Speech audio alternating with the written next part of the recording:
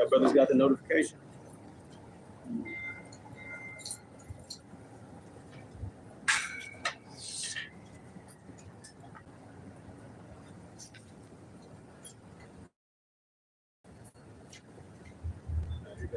All right.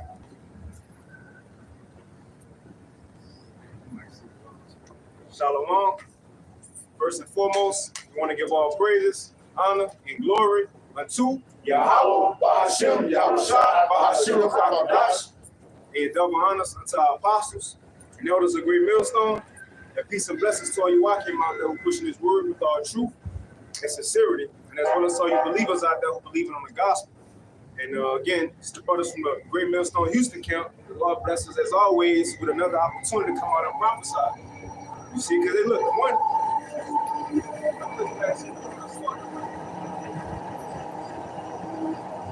everybody ain't got opportunity. First, everybody ain't got opportunity to even come into the truth. How much more to take part of the ministry, man? You know how Yahushua called those servants? They was idle, weren't doing nothing. That was us in our life before we got called to the truth. We wasn't doing nothing. Whether you might have had a good job, you know, you might have was doing something, but according to salvation, according to the Lord, that's nothing, man. But we was all called. Because even when they was called to go work, it says they was ashamed. As such, that time we were like, oh, shame, tripping. We ain't doing that. But now the Lord got his prophets out. He gets Sirach 36 out. The prophets, he brought his prophets back out for the last time to prophesy, man. In Jeremiah 28, you know, to preach repentance to our people and also the destruction to these nations. You know, and it's the same prophet that's been of old. Like he told Daniel, John Revelator, you're going to prophesy again before many kingdoms, nations, of war, evil, pestilence, so on and so forth. So brothers back in their lot doing the same things, man. But this is the last time, though. Sirach 36, slide 13.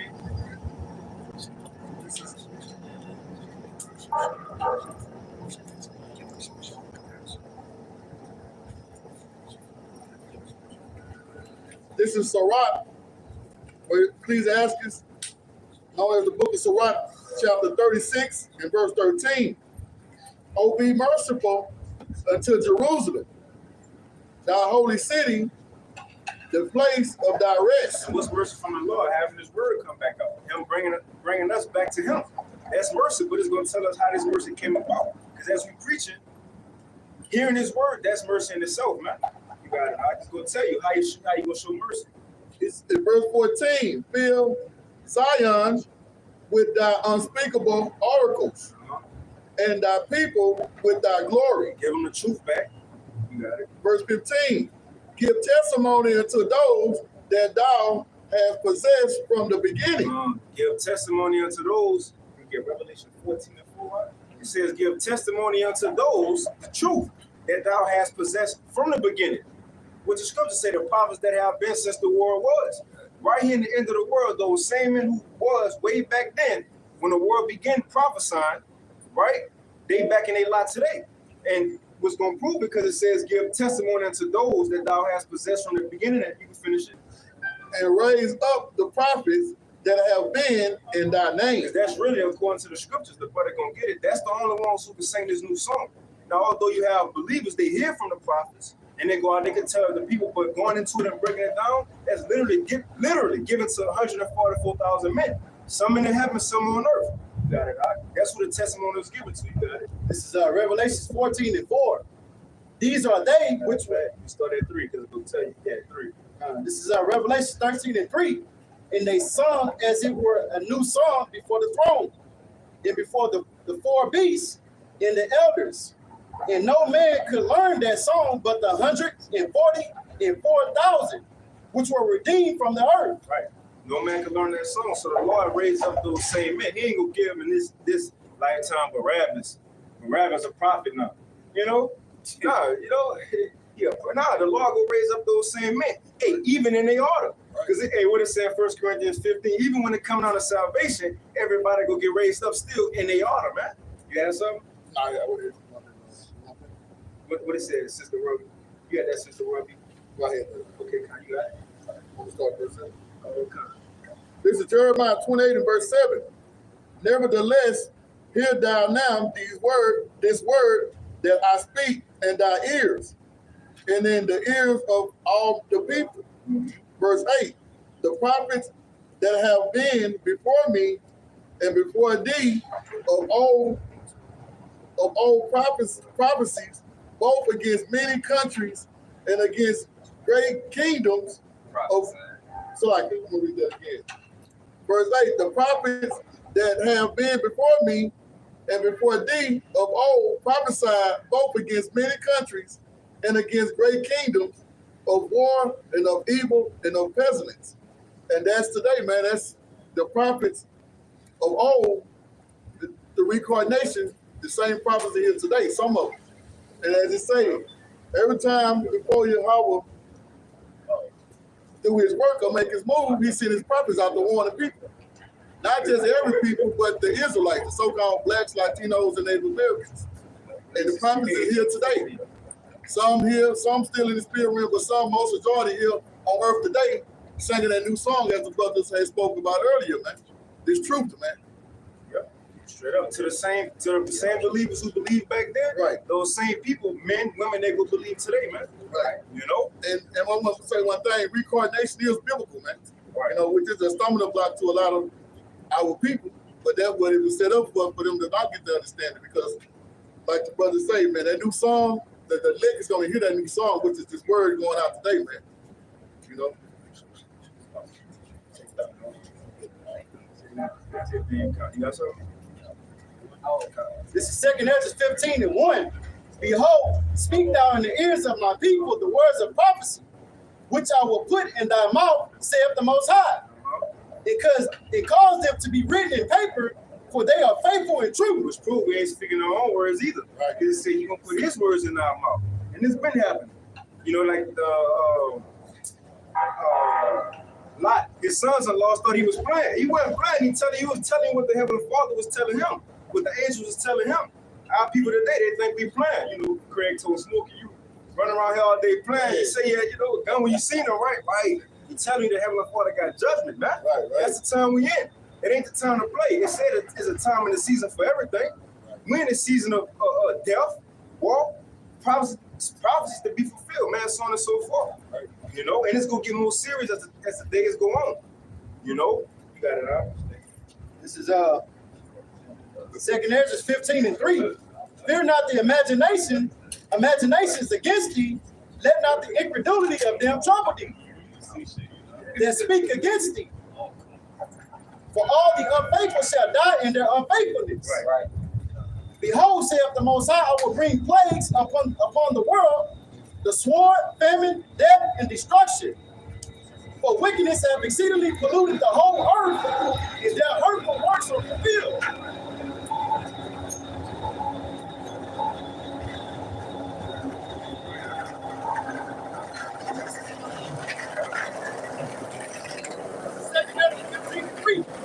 Fear not the imaginations against thee, let not the incredulity of them trouble thee, that speak against thee. For all the unfaithful shall die in their unfaithfulness. So should we care if people don't believe us or not, or they talk shit? No, not really. Now we got many examples. What it said in James 5, I believe. Take my brother, the prophets, who have spoken in the name of the Lord. We got to go through it, man. The scriptures also say by the foolishness of preaching. We know we look crazy out here. The scriptures say we're a spectacle unto the world, man. Entertainment unto these people. But look, we ultimately know what's going to come of these things. They thought Noah was bullshitting too. They thought Noah was playing until they felt their rain. People don't believe us when we say America's about to get destroyed. You think missiles just being made for just cause? Just put it inside the museum. A museum. So 30 years down the line, they go, well, you know, son, they was supposed to shoot these off, but now missiles gonna be used. That's how America gonna get destroyed. When John revelated in Revelation, when he said the lake of fire, that wasn't talking about no hell underground. Right. Again, the prophets got visions. They ain't specifically know what it was back then. He couldn't say, and I seen America on fire from California to Florida. Right. You feel me? Because America wasn't here. Right. You know, they were going on what they were seeing, and the thing was made in the model time they were using for to get examples of. Right. You know, and that's common sense. Matter of fact, real quick is Hosea 12 and 10. Because they use similar tools. They like it, they got to certain things, man. So again, and he had the bird's eye view of it, right? Now, if you're on top of America looking down and it's all on fire, what America surrounded by? So if it's all on fire, what that look like? A lake of fire. Come on, man. Come on, man. Come on. America is the lake of fire, and this is the second death, as it's saying in the scriptures. That's what it is. It ain't no underground red man, because it says that death and hell will cast into the lake of fire. This society, this condition we in, hell, death, what we know as will be burnt up right here. It said it in Peter, and all the works therein shall be burnt up. That's what it's talking about. But the prophecy was similar to it. You got it, Con. You got it, too. Hosea 12:10. I have also spoken by the prophets, and I have multiplied visions and used similitudes by the ministry of the prophets. So the Lord, he used the prophets to speak for him. So when we are here talking, you're not supposed to hear it as the words of men, it's the words of the Heavenly Father. And because he gonna show and deliver his secrets unto his men. And we gonna come and show you, thus said the Heavenly Father. All right? The scriptures also say that we are ambassadors of Yahweh Shah, mean representatives. Come on, you good. So the Lord sent us out to represent him, who you know is Jesus Christ, which his real name is Yahweh Shah. All right?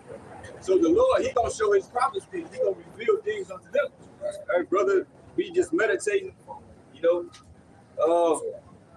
It's like I probably you gonna hear it. The brother usually was here. Oh, yeah. Cause I'm about to bring it down. Yeah, so it's like the brother Koral Bot, hey, this brother, man, we would just be chilling. And he'll be meditating, thinking myself, hey, that's cool. Sometimes he'll call me, shoot me a text. See, rest the Lord. Right. And that's how the Lord, he always worked through his prophets. Always. You know, we his mouthpiece. We just the messenger, man. He always set up his prophets. His prophets. Okay? And that's how, and we were given that heavenly gift, man, the knowledge, wisdom, understanding, to understand the mysteries of the scriptures, man. You know? Yahweh Shah, he used similar tools. That's why the Lord say, consider the fig tree. Things that you can understand, right? So in our times, we'll read, but what we always say, how can this be likened unto modern times? You give an example of today, so the hearers can understand what that mean, what this ancient text mean for 2022 AD, man. Right. What this mean for us today? Right. And that's breaking it down. And as Apostle, the Apostle Torah would tell you that we know more than the prophets back then. You know, we know more than the prophets back then. Apostle Torah, he mentioned one time in the video. Right. Because we here living in real life. So what they were seeing, like you say, similar to, they probably didn't really understand it. They just wrote the vision. But now we here and we're breaking it down and we seeing it in real time. As the prophecy unfolds, man, manifests. Hey, you can get that out because I'm thinking about missiles. They'll see stars falling from the sky. The scrolls when the missiles hit the The glittering sword. is in 2nd Ezra 15. That's a new one I found. Even that I read it. First, but I said, man, read this. Tell me what you think. It said the star and the clouds.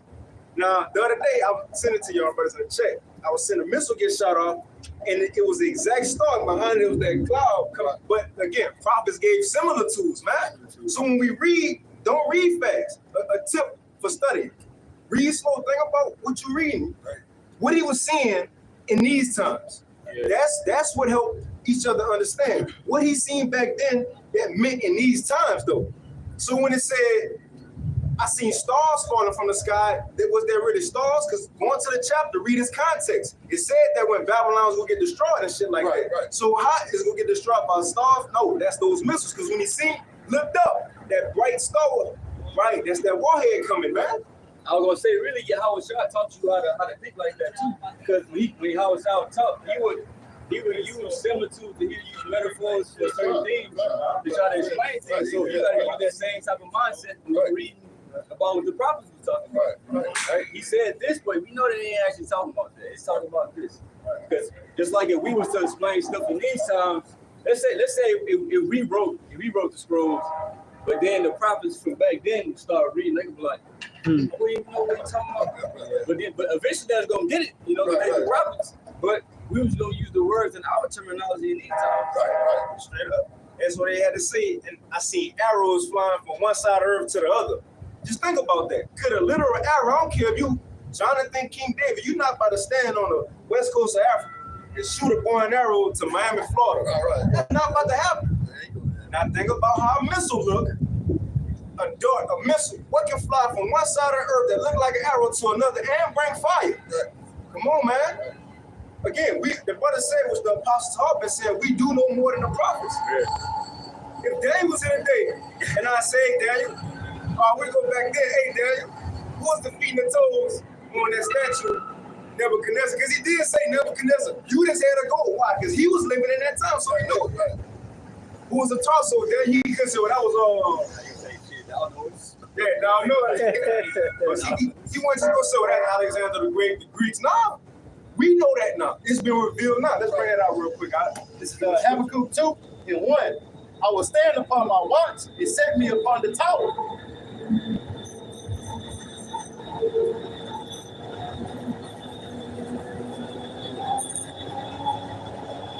That's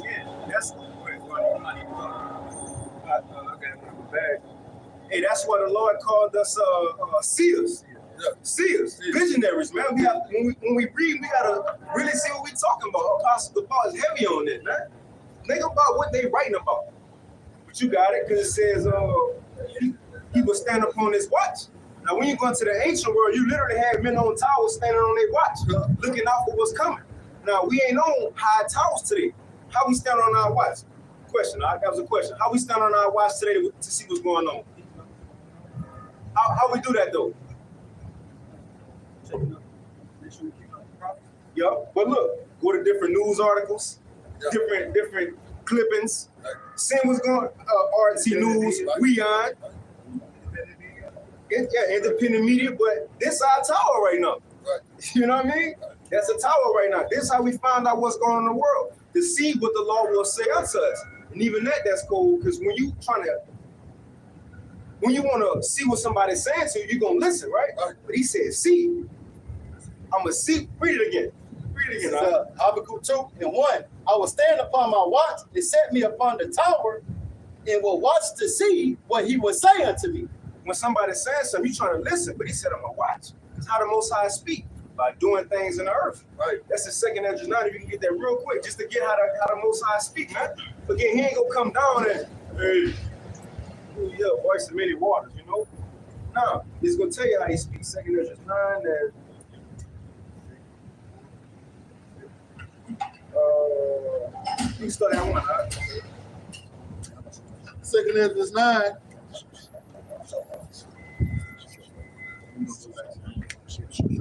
Second Ezra 9 and verse 1. He answered me then and said, measure thy time diligently in itself. And that's another thing. When you go into this ain't chapter 9, verse 1. But there was an ongoing conversation already. When you go in the end of 8, you ain't got to get it, huh? But if you go in the end of 8, it's just like, look, Lord, you showed me all these signs that's going to happen in Jacob's trouble. You showed me people going to die, your son, all this. Exactly when it's going to happen, though. Right. He was trying to cheat it. You know, Ezra, Ezra was curious. But when, Lord, like, it's good with December 10, 2020. He was trying to find. He was trying to figure it out. He even said it, like, he was actually like, Lord, why you ain't keep the spirits in the future, you know? Right. But look, he was like, look, Lord, tell me specifically when it's going to happen. Let's just get it. 8 in the last 3 verses. We're going to read them. We'll get back to that Habakkuk. He's like, Lord, tell me exactly when it's going to happen. All right, you can start at 62. Okay, Second Ezra 8 and verse 62. These things I have not showed unto all men, but unto thee, and a fear like thee. That's the other 144,000. Right. Those who got the new song. Everybody want to show the secrets, man. Like thee. And a few like thee. Because out the whole world is billions and millions of spirit. That's a few. That's the remnant. That's a few. The remnant. The elect. Okay, and say, a fear like thee. Then answered I and said, behold, O Lord, now hast thou showed me the multitude of thy wonders, which thou will begin to do in the last times.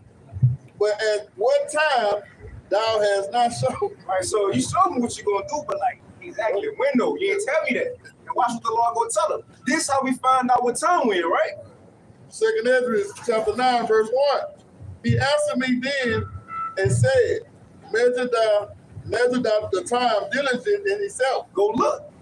Go look. I told you what's gonna happen. Go check the news, right? Actually, go on Leon, RT News, and see if these things happen. And if there is, then you know it's the time I was talking about. Right. Brothers, it's clear we're in those times that the prophets was talking about. Come on, man, you got it right. Because they tell us how the Most High speak. Measure the time diligent in itself, and when thou seest part of the sign pass, which I have told thee before, then shalt thou understand that it is the very same time wherein the highest will begin to visit the world which he made. Verse 3 and 4, yep. Verse 3, therefore when there shall be seen earthquakes and uproars of people in the world, then shalt thou well understand that the Most High spake. Call that verse 3 again. Therefore when there shall be seen earthquakes and uproars of the people in the world, then shalt thou well understand that the Most High spake of those things from the days that were before thee, even from the beginning. And that's the point. That's how the Most High speak. When we see these things, that's when he talking, man. That's when he talking. He said, you know well that the Most High is visiting. Visiting, man. That's how you get to, when you visit somebody, hey, how you doing? That's how we know the Lord is showing himself. But it said the Most High is known by the judgment which he brings. In Psalms 9:16. He making himself known right now. But when we go back to this, that's what Habakkuk was saying. Lord, I'm looking out in the world to see what you're talking about right now. But we get this because as what's going on, the prophets are here to make things plain to the world. We watch. The Lord got us watching, right, doing the dirty work, so we can go out and warn the believers, man. And then they go believe, and it's all conjoined in one. Right. But we have to make it plain upon tables for the believers. That's why it's called breaking something down. Right. To the least, breaking it down to the least, I think it's common denominator. Yeah. You got it out. This is Habakkuk 2:2. And Yahweh answered me and said, write the vision and make it plain upon tables, that he may run that readeth it. Make it plain upon tables. So the vision was wrote, the prophecies were wrote. Now we have them today. Making it plain upon tables, it says that he may run that readeth it. In other words, when you go back into the ancient world, before you had paper boys on bikes, before you had mail trucks, you had posts. They was called posts, right? They didn't have cars and shit. Put it to the side and put the mail in a box. Now, they heard about something, received the message, and they went running the towns telling everybody, hey, this was coming, this like a herald. That's what they did. They ran to and fro a post to tell people and warn people what the message they received. So when the Lord said here, when we make it plain upon tables, easy to be understood. Read it again, right? This is Habakkuk 2:2. And Yahweh answered me and said, write the vision and make it plain upon tables, that he may run that readeth it. Right. So what? You can have believers to easily understand it. Now they going out and preaching too. Now they going out and believing too. And that's how the word gets to the four corners, man. You see? That's the Lord gave the prophets that job. What it said, you probably know where it's at, with Ezra. In Ezra, when it said he took to the people and he broke things down specifically, I think it's in Ezra 8 or something. When he stood on the podium and was going over with the people, and he said he broke it down so they could easily understand it. So when we read these things, the parables in the scriptures, when we don't really understand, like the fig falling out the fig tree, the vine, right? Missiles falling, so on and so forth. You got it. Right? This is just saying, if we don't warn the people what will happen. This is Proverbs 29:18, where there is no vision, the people perish. But he that keepeth the law, happy is he. This is pretty much what he's saying. We're given the warning. And the people that take heed to it, they're gonna be good in the time that's coming. You got it. I don't know you talking about. That's it. Let's see what the NLT say too, right? Interesting. What you got, right?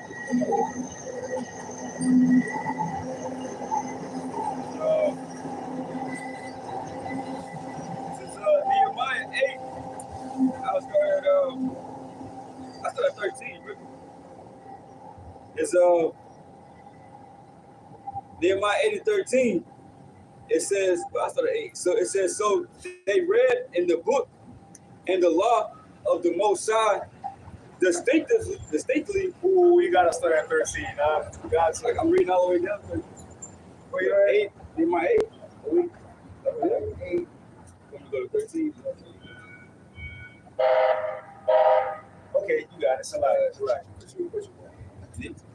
Nehemiah 8 and 8. It says, so they read in the book and the law of the Most High distinctly and gave the sense and caused them to understand the reading. Make it plain upon table. And you know what's cool? What we doing right now? Building a temple, right? That was the same time they was doing it. They had to refresh the people on the ways of the Lord, man. It says in Nehemiah, which is the Shatta and Ezra, the priest, the scribe, and the Levites that taught the people, said unto all the people, this day is holy unto Yahweh your power. Mourn not, nor weep, for all the people wept when they heard the words of the law. It says, I'll jump down to verse 12, and all the people went their way to eat and to drink and to send portions and to make great mirth, because they had understood the words that were declared unto them. And on the second day were gathered together the chief of the fathers of all the people, the priests and the Levites, unto Ezra the scribe, even to understand the words of the law. That was verse 13. I'm going to keep going down.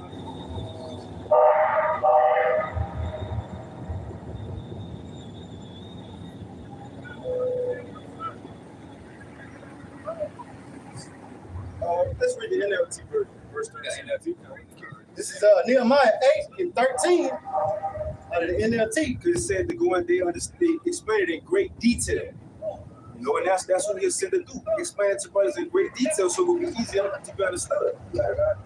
It says on October 9th, the family leaders of all the people, together with the priests and Levites, met with Ezra the scribe to go over the law in greater detail. In greater detail. Again, we sit here today to go over what those visions in greater detail.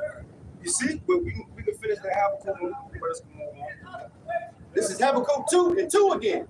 And Yahweh answered me and said, write the vision and make it plain upon tables, that he may run that readeth it. For the vision is yet for an appointed time, but at the end it shall speak and not lie. Though it tarry, wait for it, because it will surely come, it will not tarry. That's the time we're in, man. Everything the Lord got us saying is about to happen. We're in those times. So these camps ain't gonna better say, well, the MOTB ain't the chip, you know? It's gonna be clear that day, this is what it is. Right. You see, it ain't gonna better say, well, Jacob's trouble is gay, it ain't gonna happen.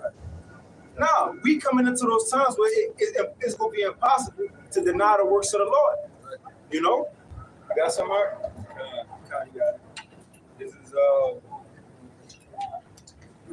Ezekiel 2 and 3. He said unto me, son of man, I send thee to the children of Israel, to a rebellious nation that have rebelled against me. They and their fathers have transgressed against me even this very day. And this is the same nation that we are sent to prophesy. He said they are rebellious. So, hey, they've been rebellious to the Most High 2/3 since the beginning. So that's why when they hear these words, man, it's just they spirits get stirred up and they express that hate towards us because they hate the Most High. But it says, for they are impudent children and stiff-hearted, I do send thee unto them, and thou shalt say unto them, thus said Yahweh. And they, whether they will hear or whether they will forbear, for they are rebellious house, yet shall know that there had been a prophet among them. Like the brother was saying, hey, they ain't gonna be able to say, oh, no, this ain't gonna happen, that ain't gonna happen. Because people always said that throughout time. You see, they always downplayed the prophecies, right? But hey, they all came to pass. Mm-hmm. Right, Noah, they didn't believe nothing Noah was saying. It's like, dude, you crazy? You finna go over this different party, right? we already got this party set up, and you talking about we all about to die, bro. We not trying to hit that, bro. It's my boy birthday. Yeah, his birthday. Yeah, that's how the people in this world thinking. Hey, you trying to? Yeah, like what you talking about? They still got men that have sex with women. That's all they thinking about. Right? Getting their hair done, and you talking about that this place gonna get destroyed with missiles. Right. You talking about a family, right? You talking about McDonald's got plenty of burgers. You talking about a family, right? We go to Chick-fil-A right now. 7-Eleven hot dog. Yeah, so it's gonna come to a point in time when everybody gonna have them signs on their door. We ain't got shit.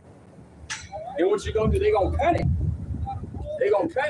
Then that's why they gonna have to look towards the man, because the man gonna be the provider. The man gonna have to go get you what you want to get. If you step out there though, you gonna be snatched out. You gonna have a dude out here ready to get you. You've been teasing men on the OnlyFans and all that shit. Yeah, they gonna get you. You gonna see your fans in that day.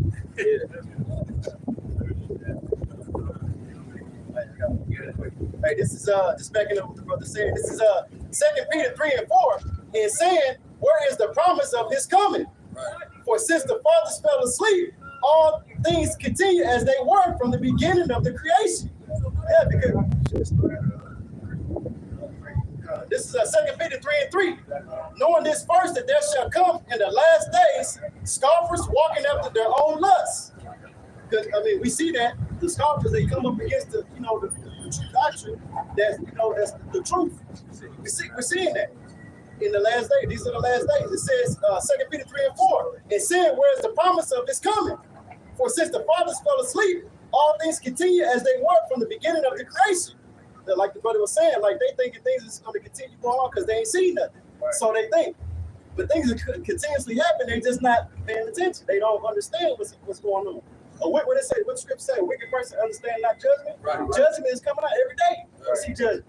We see judgment. They don't see. They don't understand. Yeah, because the scripture say measured out the time diligently in itself. Right. And the prophets, we set up to measure out the time. We teach the believers, so we all know, hey, all right, what time this is coming.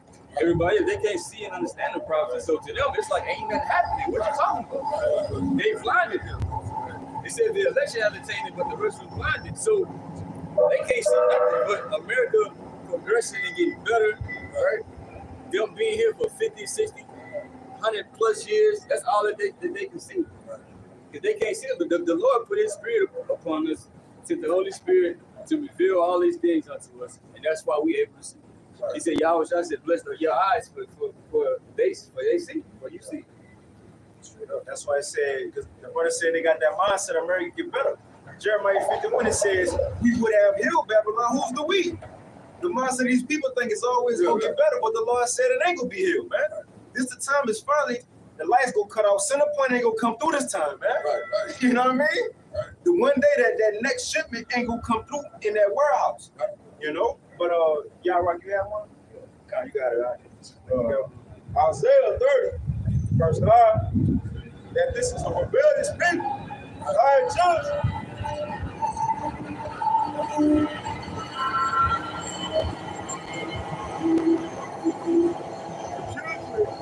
Out here alone, of your house, which say to the seers, see not, and to the prophets, prophesy not unto us right things, speak unto us smooth things, prophesy deceits, right?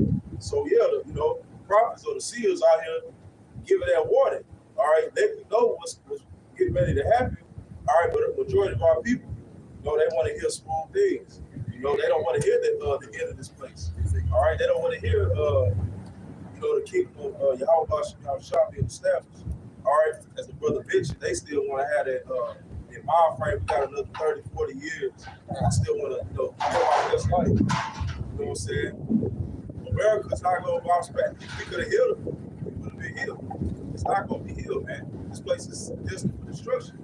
All right, so, and it's not Nineveh either. Like, the Lord let them repent and kind of spare them a little. You know that actually, like, it spared them a little bit. America ain't gonna get spared no more because it's already been spared. You know what proved that? Revelation 13, when it says the deadly wound was healed. One, America started off as a deadly wound, so you already on borrowed time. It's all, you started off from a deadly wound. Now it's time to just cut you off. You got it. And the only reason the Lord let them continue is because we have to come over here with the trials and the promises. Right. That's the only reason that the Lord let this man continue, because things still have to play out. The MOTB, all these things still have to play out over here at these times. Even how much I said he was going to be over here to other most parts of the earth. So it had to happen. I was reading Micah, because I'm in Micah right now, the 4th chapter. It says when the Lord started gathering us, it says we will be taken from Babylon, and from thence shall the Lord save us. Right. So we had to commit to fulfill that, man. Right. I won't push that. I was going to dedicate you 12 tonight. Nah, let him know. I know he had one. This is the point the brother made. We read Ezekiel the 2nd chapter, when he say they should know a prophet going to be among them. Roughly paraphrasing, so I had this on deck. It was Amos 3 and verse 6. Shall a trumpet be blown in a city, and the people be not afraid? And in the modern days, back in the ancient days, like we were speaking on earlier, blowing that trumpet. And who was blowing that trumpet today? The prophets, man. And that trumpet is to warn you, man, about the judgment to come. So back in the ancient time, they had the towers and they blowing the trumpet. They had different type of horn for different things, but they knew the horn when trouble was coming. Yeah. And that's what we doing now, man. The prophets out here blowing that trumpet, man. This word, man, to warn y'all, man, about the trouble to come. So I'm gonna read it again. So shall the trumpet be blown in the city, and the people be not afraid?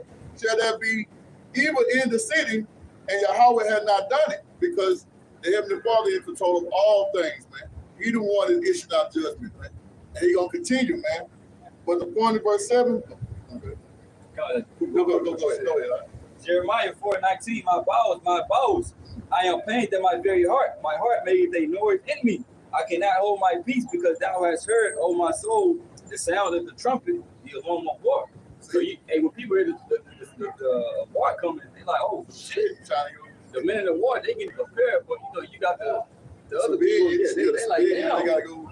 they gotta prepare. Like, right. Shit, they gotta run, they gotta this and that. Just like when we was in school, we had to do fire drills. The fire break out, this house, so they had all that. If you hear the trumpet or the war coming, you had to submit it at a certain way, probably had a little higher spot they had to go in. Hey, similar to, right? Yeah, similar to. No, the similitude, but yeah, man, the whole point I wanted to bring this lesson out to verse 7. He says, surely Yahweh power will do nothing but to reveal his secret unto his servants, the prophets. And at the end of the day, he have his prophets out here, his mouthpiece out here, blowing that trumpet to warn you, Jakes, man. If you're gonna hear fulfill, like the brother said, man, now the hell break loose, then you're gonna know what power was among you. Bring it back around. And it's about to happen because the brother about to get. The Lord gonna say, look, I'm done prolonging my word. Everything I said is about to happen. Right. This is Ezekiel 12 and 21. And the word of Yahweh came unto me, saying, Son of man, what is that proverb that you have in the land of Israel? Saying, the days are prolonged and every vision faileth. What Jake, he said Israel, right? Son of man, what Jake talking about? He talking about hey, that's what you just read in Peter. Since the fathers fell asleep, they've been scoffing. Right. So the Lord said, oh, okay. It's symphonies, you know? Hey, I would say something. The latest scoffer is David Banner. Saying, ain't no Savior coming back. Why we waiting on the Savior? That nigga was sick.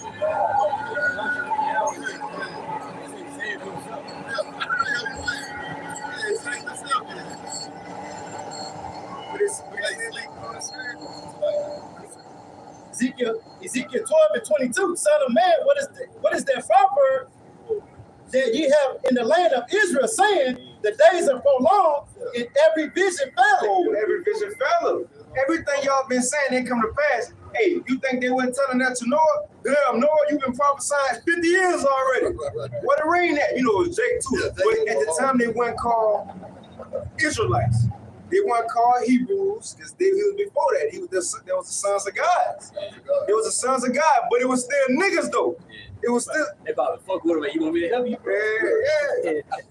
Probably getting a bucket of water, throwing it in the air like, oh, Like that. yeah. But come on, the same way we see niggas today, it was the same niggas back then doing nigga shit, bro. Mike Epps in the top. Oh, bro. Right, Him and right. Cat Williams together, huh?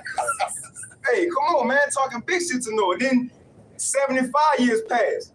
Man, we told you this shit 15 years ago, Yeah, Noah. right. Because he was going 120. Yeah. 119. Damn, Noah. You been said that. Even 120, but look, one day they woke up. One day they woke up and felt that drop. Hey, Yeah. oh. And look, they probably with their homeboy, like, man, you spit on Here comes thunderstorm. Bro, I'm telling you, look. Oh. Bro, I'm telling you, yeah, oh, man. Man, look. They had to be a thunder like. Even them drops of rain, that's what I'm saying. The Most High get dramatic. When we read it, how it was raining earlier, right? That's not the rain we talking about. Right. It said the Most High opened up the windows of heaven and the water was rushing in. That's not little drops we see today. Remember, everything was even big in the ancient world. Man, shit was just pouring like a faucet, like Niagara Falls or some shit. Shit like that. And then it said it broke up the deep, so shit shooting up, shit coming down. The earth was shaking because shit. That's why we got Pangea split up. Come on, man. That's why it was dramatic. So what you think they thought in their head, like, God, oh shit, I didn't grew old and they grew old in scoffing. That's why, because why? It may seem as if it's a long time, but not to the Lord. It's already set. Just because it didn't happen don't mean it's not gonna happen. It's just set for a certain day. Right. That's it. You got it, right? This is Ezekiel 12 and 23. Tell them, therefore, thus saith the Most High Power, I will make this proverb to cease, and they shall no more use it as a proverb in Israel. That's the time we coming in. Niggas ain't gonna better talk no more shit, man. Get on comment boards, all in the videos. All in the videos. Ain't bro, making rebuttal video, you know? You ain't gonna better do that no more, man. Because why? It's gonna be in your face.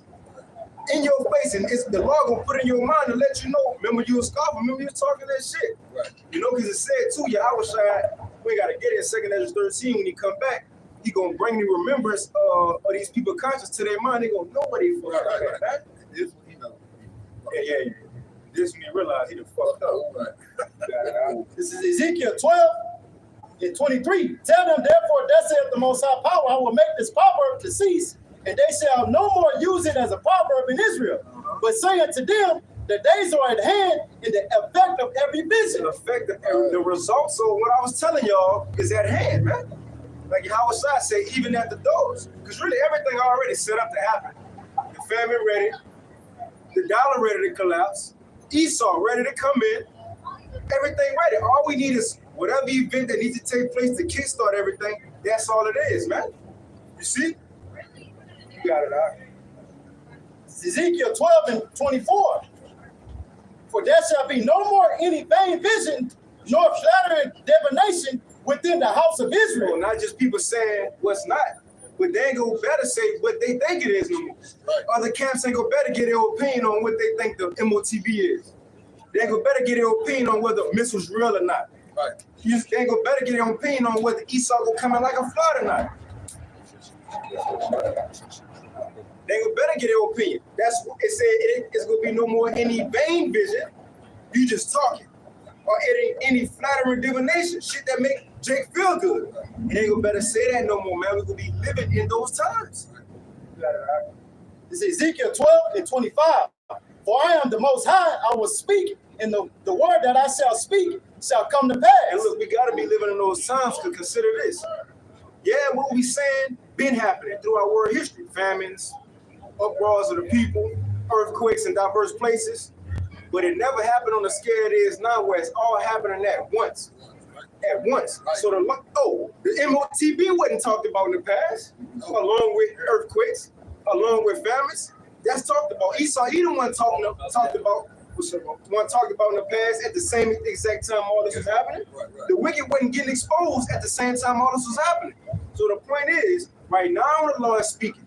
Right now he's saying all these things. So guess what? We're in those times for it to happen. Because how he speak again? Through his prophets. Right. So if we saying all these things, this the time it gotta happen, man. It gotta happen. We start from the top again on that. This is Ezekiel 12 and 25. For I am the Most High, I will speak, and the word that I shall speak shall come to pass. It shall no more be prolonged. For in your days, O rebellious house, in your days, the time we living in, will I say the word and will perform it, saith the Most High. So right now in our days, all what we've been going into, everything being laid out plainly, Right. easy to be understood. It's clear what times we're in, Akim. Let's go. So the point is, in our days, all this information being brought out in the same generation, it gotta happen. We in that time, man. In that time.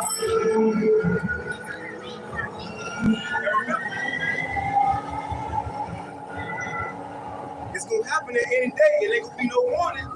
Isaiah 46, we ain't gonna get notifications. The Amber Alert. Leave your house. It's Esau Edom and his military coming. You know, like they just put out a PSA. New York, if missiles flying, get in the house, run in the house, get away from the nearest window and go hide. And then it said, bro, they so stupid. It said, and if you was caught outside when the missile hit, go in the house, brush the radiation off your clothes, take a shower, and then when you get out the shower, listen in what the media telling you to do next. Get the fuck out of here, That's man. witchcraft, man. That's number X over this line. Witchcraft, man. You shake it off, you wash your clothes. How your dryer and shit go? You wash machine. How your shower working? Yeah. Right. And then so when you get out the shower, shit burning up, you get out the shower, get on social media to see what's going on. Come on, man. Hey, Like, if outside, man, you gonna be like on the fence, man. You gonna go into the house and just radiation out, bro. how can you prepare for something that never happened? God, And then they said, go in the house and get away from the nearest window. But according to Joel, the 2nd chapter, it said the missiles was gonna creep into windows. Now, it's with a law, literally have a missile shit, you know? Nah, what mean that wall of fire is gonna blow through that shit, man. Even if you got shit like bulletproof windows. It said the elements shall be melted with fervent heat. That's an element, man. That's an element. A window ain't gonna say you hide. Shit shaking outside of you. you in the house. Getting updates on Twitter, man. If I get into the house, when you in the house, but it ain't gonna come in there. And then if you do, all you gotta do is stop, drop, and roll. Yeah, Come right, on, right. man. Nuclear fire. Come on, man. Why they ain't working inside of them anymore? I'm Because pretty sure they was running there trying to hide. the physics call it the destroying wind. That's a destroying wind coming through, man. Hey, in Japan, that was just an atomic bomb that went off. Right, atomic bomb. I got one because this was gonna happen. It's Zechariah, so you ain't gonna better go in the house if you get caught outside. There you go. Zechariah 14:12. And this shall be the plague, talking about the missiles, wherewith Yahweh will smite all the people that have fought against Jerusalem. Their flesh shall consume away while they stand upon their feet. How you running from that? You can't escape that. And let's hypothetically speaking, you go in the house, you get under the bed, and you save. You still can't, no way, no how you will escape the judgment of the Lord. So everybody in the chariots, everything on fire in America, but you just under this long ass bed, your child bunk bed. Nah, man, nothing gonna be left on the soils of America, especially New York. You probably know all those nations got their shit aimed right at New York. That's why they was the first state in America to put out the PSA. Then you right there on the east, closer to all the other nations on the other side of the water. You know? You got it out. Oh, hold on, let me finish this. It says, and their flesh shall consume away while they stand upon their feet. Their eyes shall consume away in their holes, and their tongue shall consume away in their mouth. You got it, bro. Like literally, like they shit go milk. Everything go milk, right? The vision that they also going to, like the vision that they had in this place, everything that they were talking about, this and that, all that shit gonna be done away with. It ain't gonna mean shit. The Lord gonna do away with everything. He said that's 2 Peter 3. He said the works and all their rank shall be burned. Everything gonna go to way. But this is Joel 2. I started at 3. It says a fire devoured before them, and behind them a flame burning. Where you got the warheads and the missile. Then you got the transportation part of the missile with the fire behind it. It's what it's describing. It's describing the ICBM nuclear missile. That fire propels the missile. You know, you got it, bro. It says the land is as the Garden of Eden before them, meaning it's full of trees, full of greenery, all this and that. And it says, and behind them a desolate wilderness. Talking about over here in the land of America. The Lord gonna turn this place to a desert.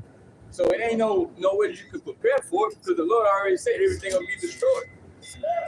It says, yea, and nothing shall escape them. So ain't nothing gonna escape. You can have all the drills and do all the preparation you want, right? If missiles get shot over here, if these different armies shoot missiles on America, there ain't nothing that you can do to escape it. Right? You can forget about your 401ks, your job, your Bentley, your Mercedes, right? All this shit. And get ready for captivity for your different nations. Right? But it says, the appearance of them is as the appearance of horses, and as horsemen, so shall they run. Right? Because these missiles don't have so much power in them. Nobody ain't ever felt these before. They ain't never been shot before. But the Lord gonna make them shoot them. That's how the Lord gonna show his power. Right? It's gonna be the final touch. The Lord said he gonna overdo himself when he did an ancient Egypt. What was the final thing? He did the death of the firstborn. Right? They were like, oh shit. But hey, this sounded love for the shoot missiles.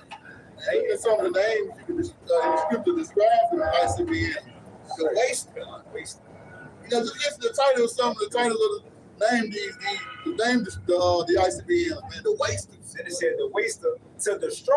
Yeah. So yeah, man, you gotta understand this ain't gonna be no, oh, I see it and no, I'm going to the house and chill. And I'm in the house, I'm safe. Shit. Elements going on. We all made out of elements.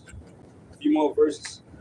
Verse 5. Since we're going to the missiles, going to the missiles, you know, that Genesis house will be in the same time fire fell is. It's gonna happen to this new Sodom and Gomorrah spiritual. You got it right. It says, like the noise of chariots in the top of mountains, they shall leap. Like the noise of a flame or fire that devours the stubble, as a strong people sit in battle array. And that's referring to the missiles. Right? It's not actually talking about people. Right? Because this is the scripture is called the missiles, the Lord's army.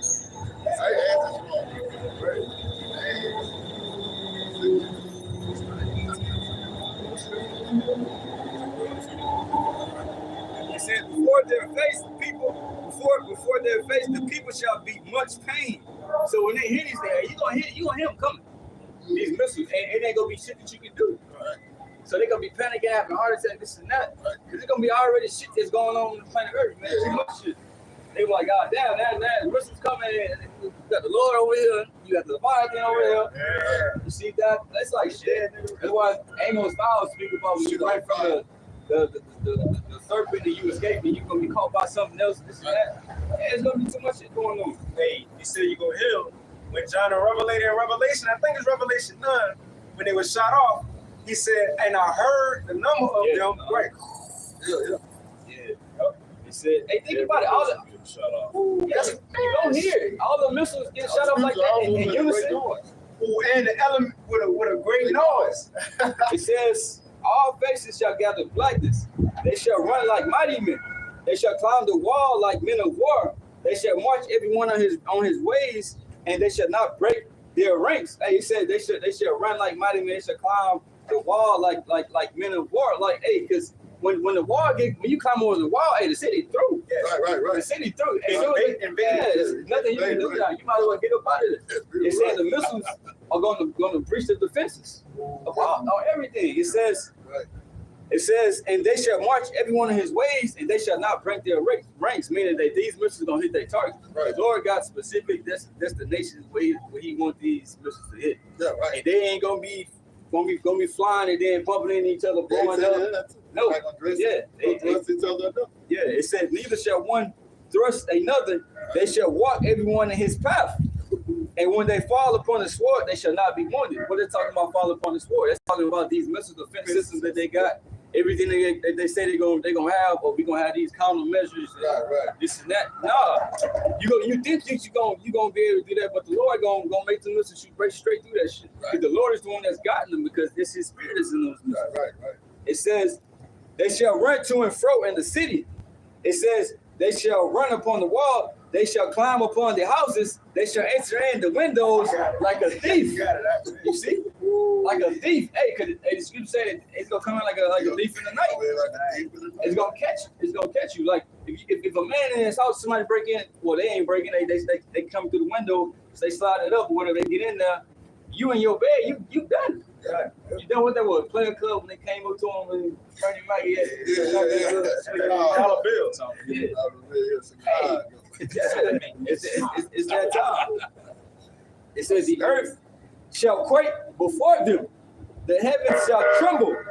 The sun and the moon shall be dark, and the stars shall withdraw their shine. So it's going to be a dark day. That's why I said the day of the Lord is nothing nice. Yeah, so these people be looking for the day of the Lord. This is what the day of the Lord entails. Right?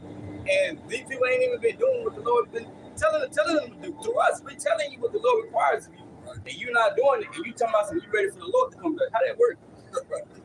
It says, and Yahweh shall utter his voice before his army, because this is the Most High approaching this place through the missiles. Because at the end of the day, it's the Most High is going to have the last loud. Right? You can say all you want to say about the Most High this, the Most High that, right? Or Yahweh Shai ain't real, it don't exist, none of this. The Most High going to show you who he is, and you going to fear that name. It's his title, Yahweh of hosts, meaning army, man. And that's part of his army, man, the missiles. And that's to show you the missiles will be shot off the same day Yahweh Shai come, because it said the bar go come, and the whole time has been talking about the host of missiles, right? Yahweh Shai, the angel, and the missiles coming at the same time, right? All that's coming at the same time. That's why it's going to be scarcely saved. And the laser beams from the chariots can't begin that neither, man. The laser beams from the chariots. That's cool. Hey, because the Lord got armies, bro. He got men, he got the angels, and he got the missiles. Yeah. So you see, you gonna have the missiles, you got the angels, you gonna have, with your house shot. You gonna also have the men that got the spiritual power. Right. And you got a navy with Leviathan in the water. Bro, so the Lord is gonna unleash on this place, bro. Right. I'll finish it off real quick. It says, for his count is very great. All the missiles that are gonna be shot over here, man. All right. It says, for he is strong to execute his word. For the day of Yahweh is great and very terrible. Who can abide it? That's what Ezra said. Now, what I'm gonna do in this? Right. Right? Not knowing that he's of the elect, but shit, he's seeing what he's seeing in the vision. Right. And we gonna have to live through them time. If Ezra back at this time too, he gonna have to live through it. But hey, you're the elect, you gonna be good. Malachi, what is war was? For behold, the day coming that shall burn as an oven, and all the proud, yea, and all that do wickedly shall be stubborn, and the day that cometh shall burn them up, said Yahweh, Lord of hosts, and it shall leave them neither root nor branch. All right.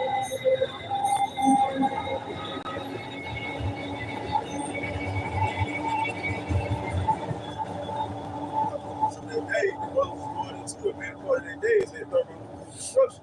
All right, you know what I'm saying? It's gonna completely burn this place up, man. Mainly here, Babylon, the great America.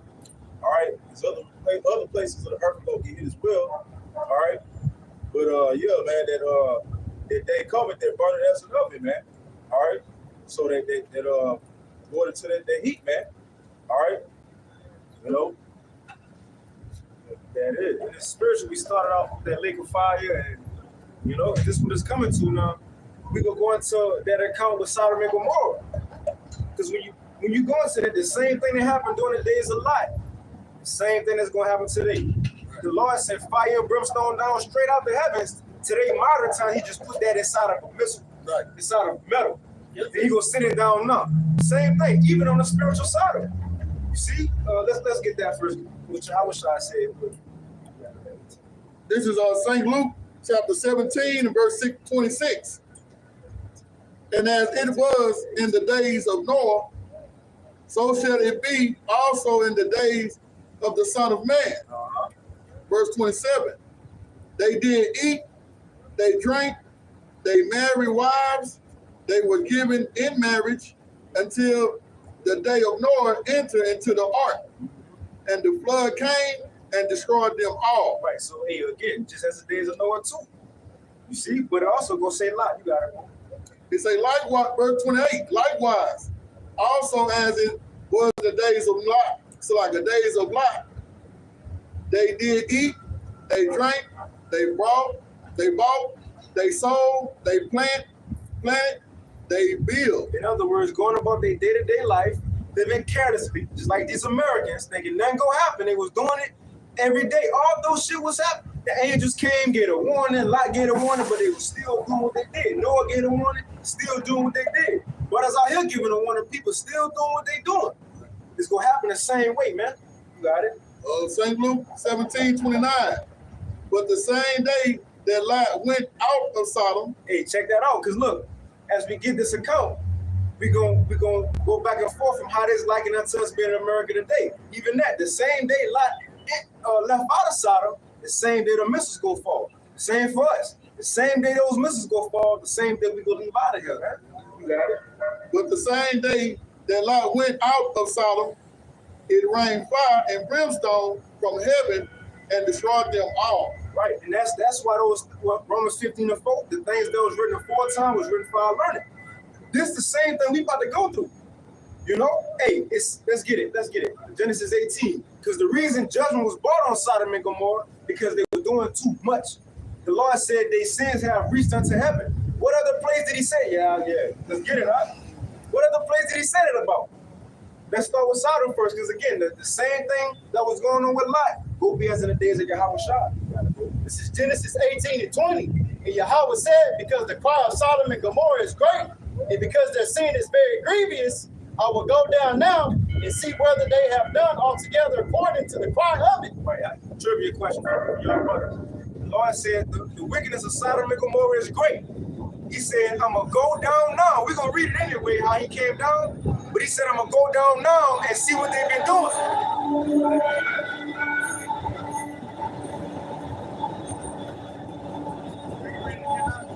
See, we'll read it again. This is Genesis 18:21.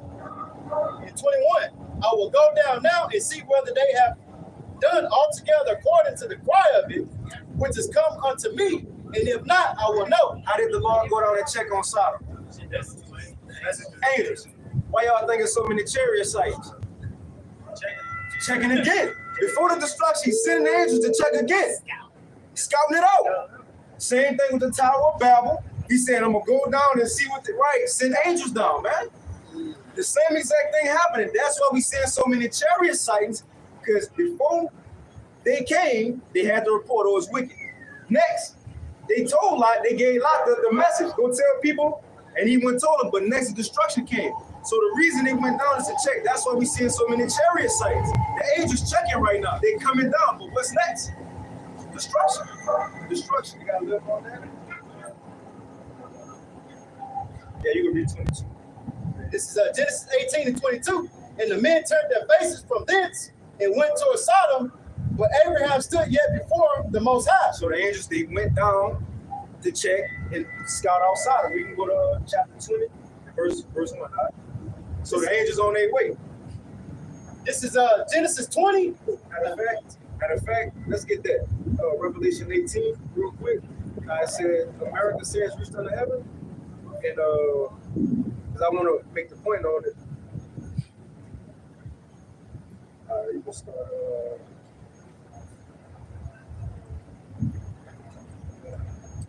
What is it? It says reached unto heaven. Okay, you can start at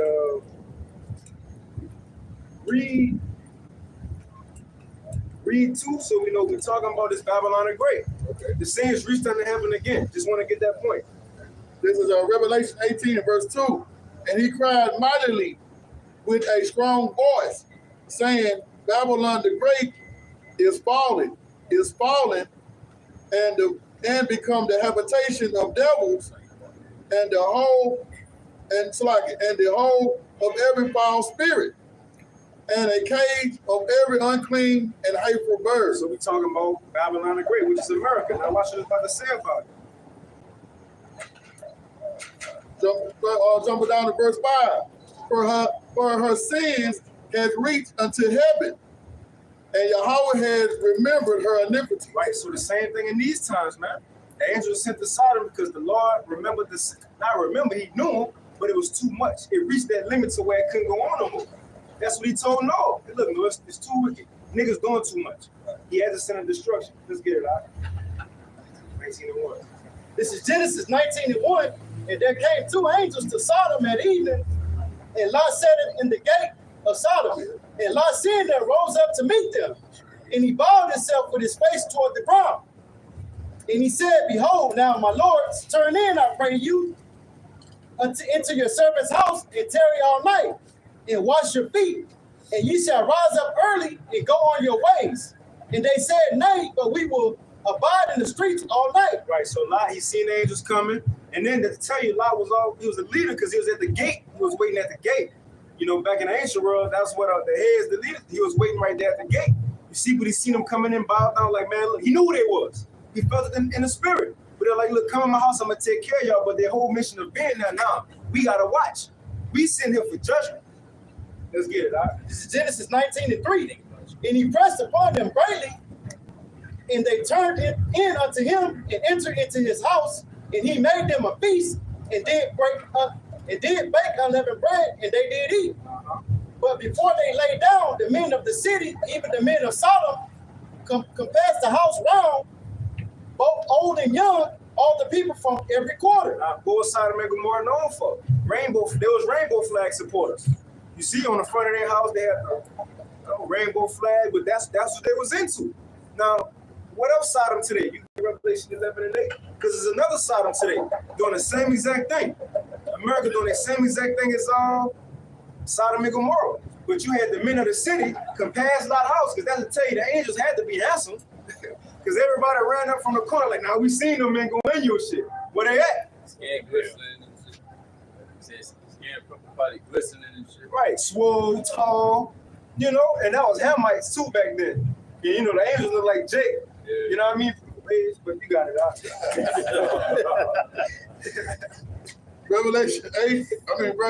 Revelation chapter 11, verse 8. And their dead bodies shall lie in the streets of the great city, Which is America. which is spiritually called Sodom and Egypt, where also our Lord was crucified. So we're in that spiritual Sodom. Now the way the actual Sodom went out, the spiritual Sodom going the same way. You got it out. This is Genesis 19:5. And they called unto Lot and said unto him, where are the men which came in to thee this night? Hey, beating on this door, window, Lot, where they at? You got it? Bring them out unto us, that we may know them. Well, And- good. Right. Niggas tripping. And like you said, old and young. Old and young. Today, you got old and young. You got little children want to change their sex. Desmond Amazing. God, little nigga Desmond Amazing. Little 8-year-old stripper, little white boy. Come on, man. D-Wade. Oh. Yeah, D-Wade's son. See? Old and young. What you at? I just want to bring it back. Only niggas was out there with their son. That was like that. Oh, supporting them and shit. Huh? Right. He with it. He said he don't have, and Magic Johnson said he don't have a problem with his son. Oh, they was out there. He just came out with Judge Mathis. He's defending his son now, so yeah. You be a judge.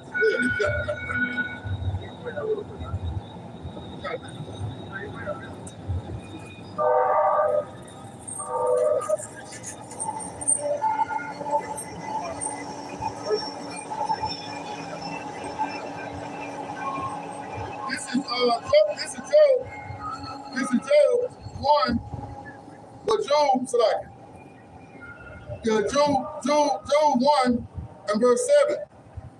Even as Sodom and Gomorrah and the cities about them in the like manner, giving themselves over to fornication and going after strange flesh. Men with men, women with women.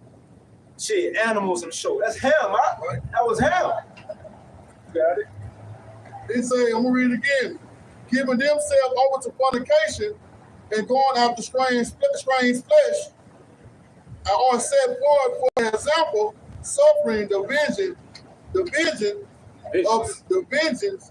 of the eternal fire. And we know what they're gonna come by. We've been talking about it. But I just wanted to bring it out to back it up that, you know, Sodom and Gomorrah was known for their fornication and going after strange flesh. And look, the Lord took them out for that. America doing that and way much more. Way more. Are you seeing recently? Man, way more. Huh? You see? You got it, bro. So the angels, they beating on a lot of shit. Right, open the door now. They just said a lot, look through the people, they already got an eye in that shit. Look at it. They gonna do Come on, Lot. Genesis 19 and 5. Boy said they could pass the house. Even if he had a back door, you can't go back there. That's why I had game plan. You go over here, and we gonna go over here. And bro, niggas is bro. Why is it wickedness? It's gonna get to that point though. Here, Zaynala always said it's gonna get to a point. We seen enough. This brother Yagadaga done come when he was in Dallas. These rainbow flag supporters gonna get even more bold. They getting more laws passed for them. You can't tell them shit. They will get even more bold, just like this. And that's when the Lord gotta act. The Lord gonna have to act when his men get affected by this shit, man. When they get too close to his men, because he would have been he ain't destroyed until they came too close to Lot, man. You see? Probably gonna have to, This is Genesis 19 and 5. And they called unto Lot and said unto him, where are the men which came into thee this night? Bring them out unto us that we may know them. As they talking about, we may know them, asking what's their name, where they from, what's the favorite color. Oh, y'all talk, y'all play ball? Nah, because Lot gonna tell them, don't do so wicked. It ain't wicked to get to know somebody, right? They was talking about know them just like, I think Jacob brought Rachel in the tent and he knew her, had sex with her. You see, that's what they talking about. They weren't talking about just, man, what's up, dog? Where you from? You knew I am. Nah, because Lot gonna say, why y'all trying to do that wicked shit? You got it? This is Genesis 19 and 6. And Lot went out at the door unto them and shut the door after him and said, I pray you, brethren, do not so wickedly. Now look, hey, he over there like crap, said it like that. Look. Hey, brother, chill out. Look. Yeah, look, don't do that shit, man. And look. You got it. Visionary, man. You got a visionary, man. This is Genesis 19 and 8. Behold, now I have 2 daughters which have not known man. Let me, I pray you, bring them out unto you, and do you to them as it is good in your eyes. Man, this man was willing to let they said the whole city. Man, I got 2 daughters. Have it. He was willing to give his daughters up. It was a time like that. Willing to give his daughters up. They would have said he was wicked. Niggas today. Right. They ain't even want the daughters. I tell you, they was big rainbow flag supporters. Saucy Santana. Righteous. That nigga was down. You got it out. Hey, This is Genesis 19 and 8. Behold, now I have 2 daughters which have not known man. Let me, I pray you, bring them out unto you, and do you to them as it is good in your eyes. And he said, do what you want to my daughters. Only unto these men do nothing. For therefore came they under the shadow of my roof. And they said, stand back. And they said again, this one fella came in to sojourn, and he will needs be a judge. Sojourn. Because Lot wasn't from there. Yeah. So what they were saying, because remember, he just went there. They don't tell me how long, months, years, right? But well, it could have been that long because him and Abraham just split. Him and Abraham had just split. I don't know exactly how long, they don't give a timeline. But he wasn't from there. He was just staying there. Because Abraham said, which part of this land you want? He said, man, we're going to the city. Right. We're going to Sodom. Lit, right? His wife wanted to hit the metropolitan, metro. You know, she wanted to go stunt, rodeo and shit, right? But where you at? It said, right. It said Lot came into sojourn because they about to get on. Like, nigga, how you gonna tell us what to do? You ain't even from here. You think you a judge? Who are you to tell us we from here? You know? They probably already had contentions with Lot because they say Peter 2 talking about how Lot was vexed every day. So Lot would probably, he wasn't fucking with him. And they're probably hating on him because he had it. Lot had it. Yeah, that's great substance. Yeah, he had it. Lot, bro. In order for you and your uncle to split up, because y'all got too many servants, too much cattle, you got it in the open field. Come on, bro. They had a lot was stunting on them, had the biggest house on the block. You know, Jake today out there hate LeBron and shit. You know, you got it out. It says, I'm gonna start from the top. This is Genesis 19 and 8.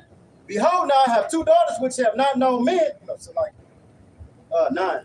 This is Genesis 19 and 9. And they said, stand back. And they said again, this one fella came in to sojourn, and he will needs be a judge. Right. This nigga think he. You know how they get down around there. Yeah. That's not a told him. There's a new sheriff in town looking at me. He said,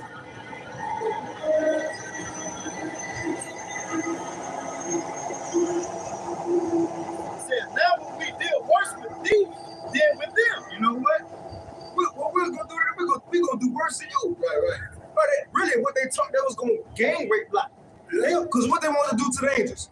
Know them. You got all of them. I think they're going. Come on. It wasn't finna get. Man, it wasn't finna be like, oh yeah, he just mine and y'all get back. No, they was trying to. They all wanted to do something. That's why they all was standing right there pass around the house. Yeah. The Lord had to do something about that. Like, nah, shit can't go on. That's what I'm telling you, but when they get close to the Lord, man, that's when you go have to act. Hey, when the enemy come in like a flood, then the Lord go lift up a standard. This is an example of a standard being lifted. That's not my anointing. Boom. Reading on, it says, and they pressed sore upon the man, even Lot, and came near to break the door. So look, they remember he was back on the door. They pushed him so much, they was coming in, not trying to grab him. He fighting them off, but the door was probably about to break down. What the angels had to do, all right? But the men put forth their hand and pulled Lot into the house to them and shut to the door.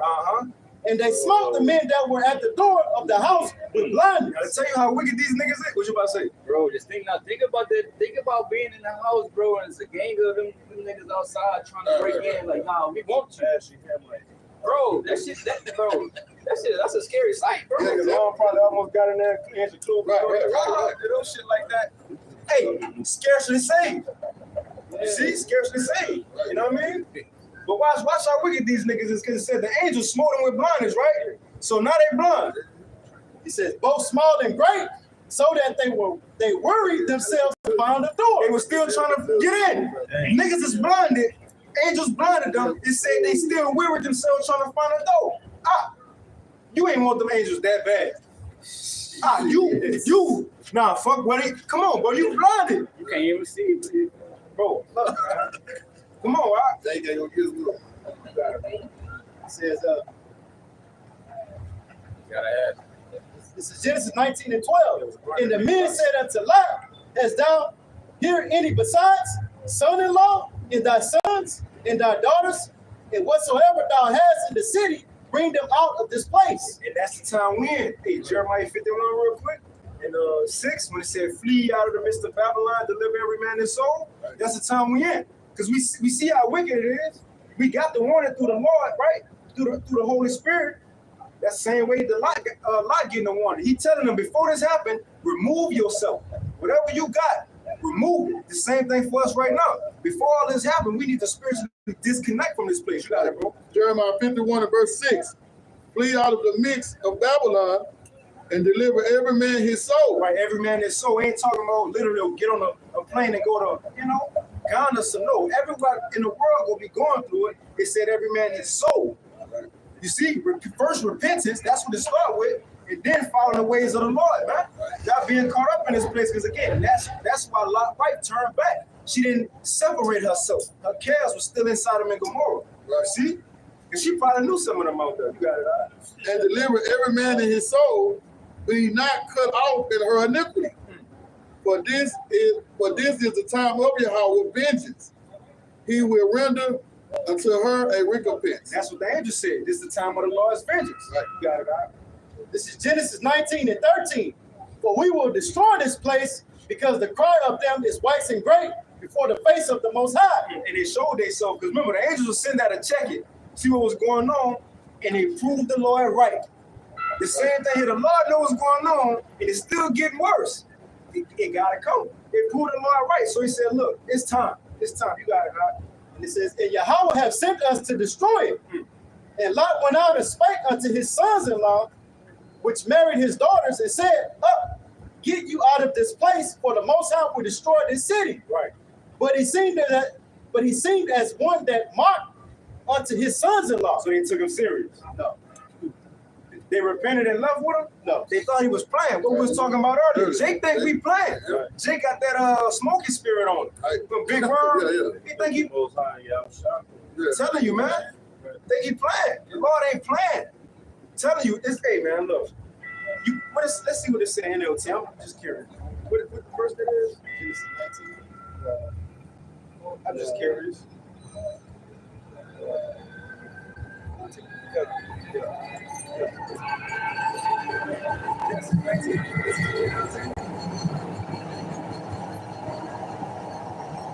But he trying to warn his sons-in-law. They thought he was playing. Same thing from show y'all brothers. Us, we try to warn family members, our homeboys. They ain't take it serious.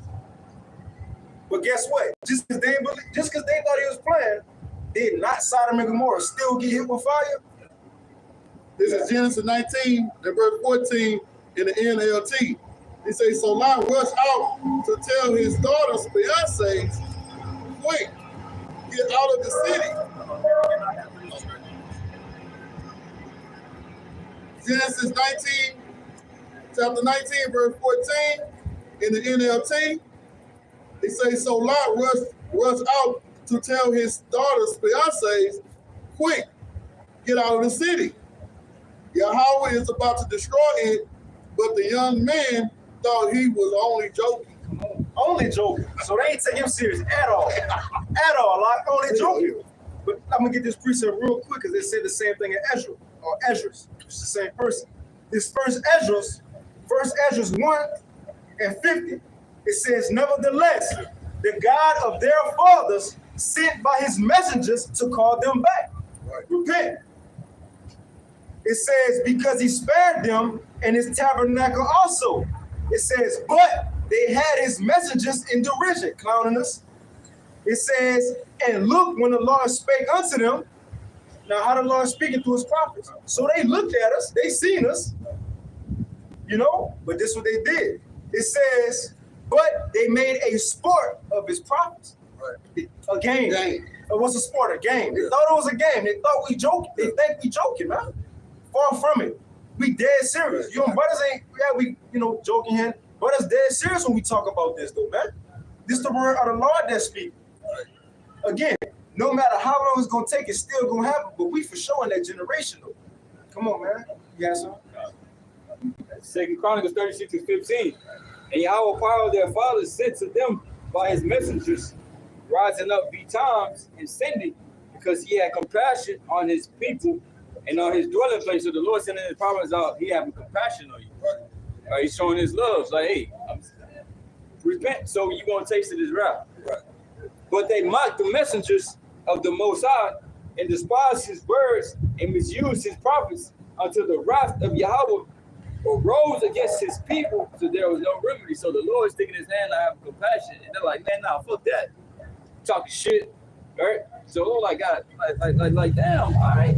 So you deserve the judgment. It says, until the wrath of Yahweh arose against his people, so there was no remedy. So it ain't gonna be no way to escape what the Lord is bringing upon you, because it was a place of repentance open unto you. Right.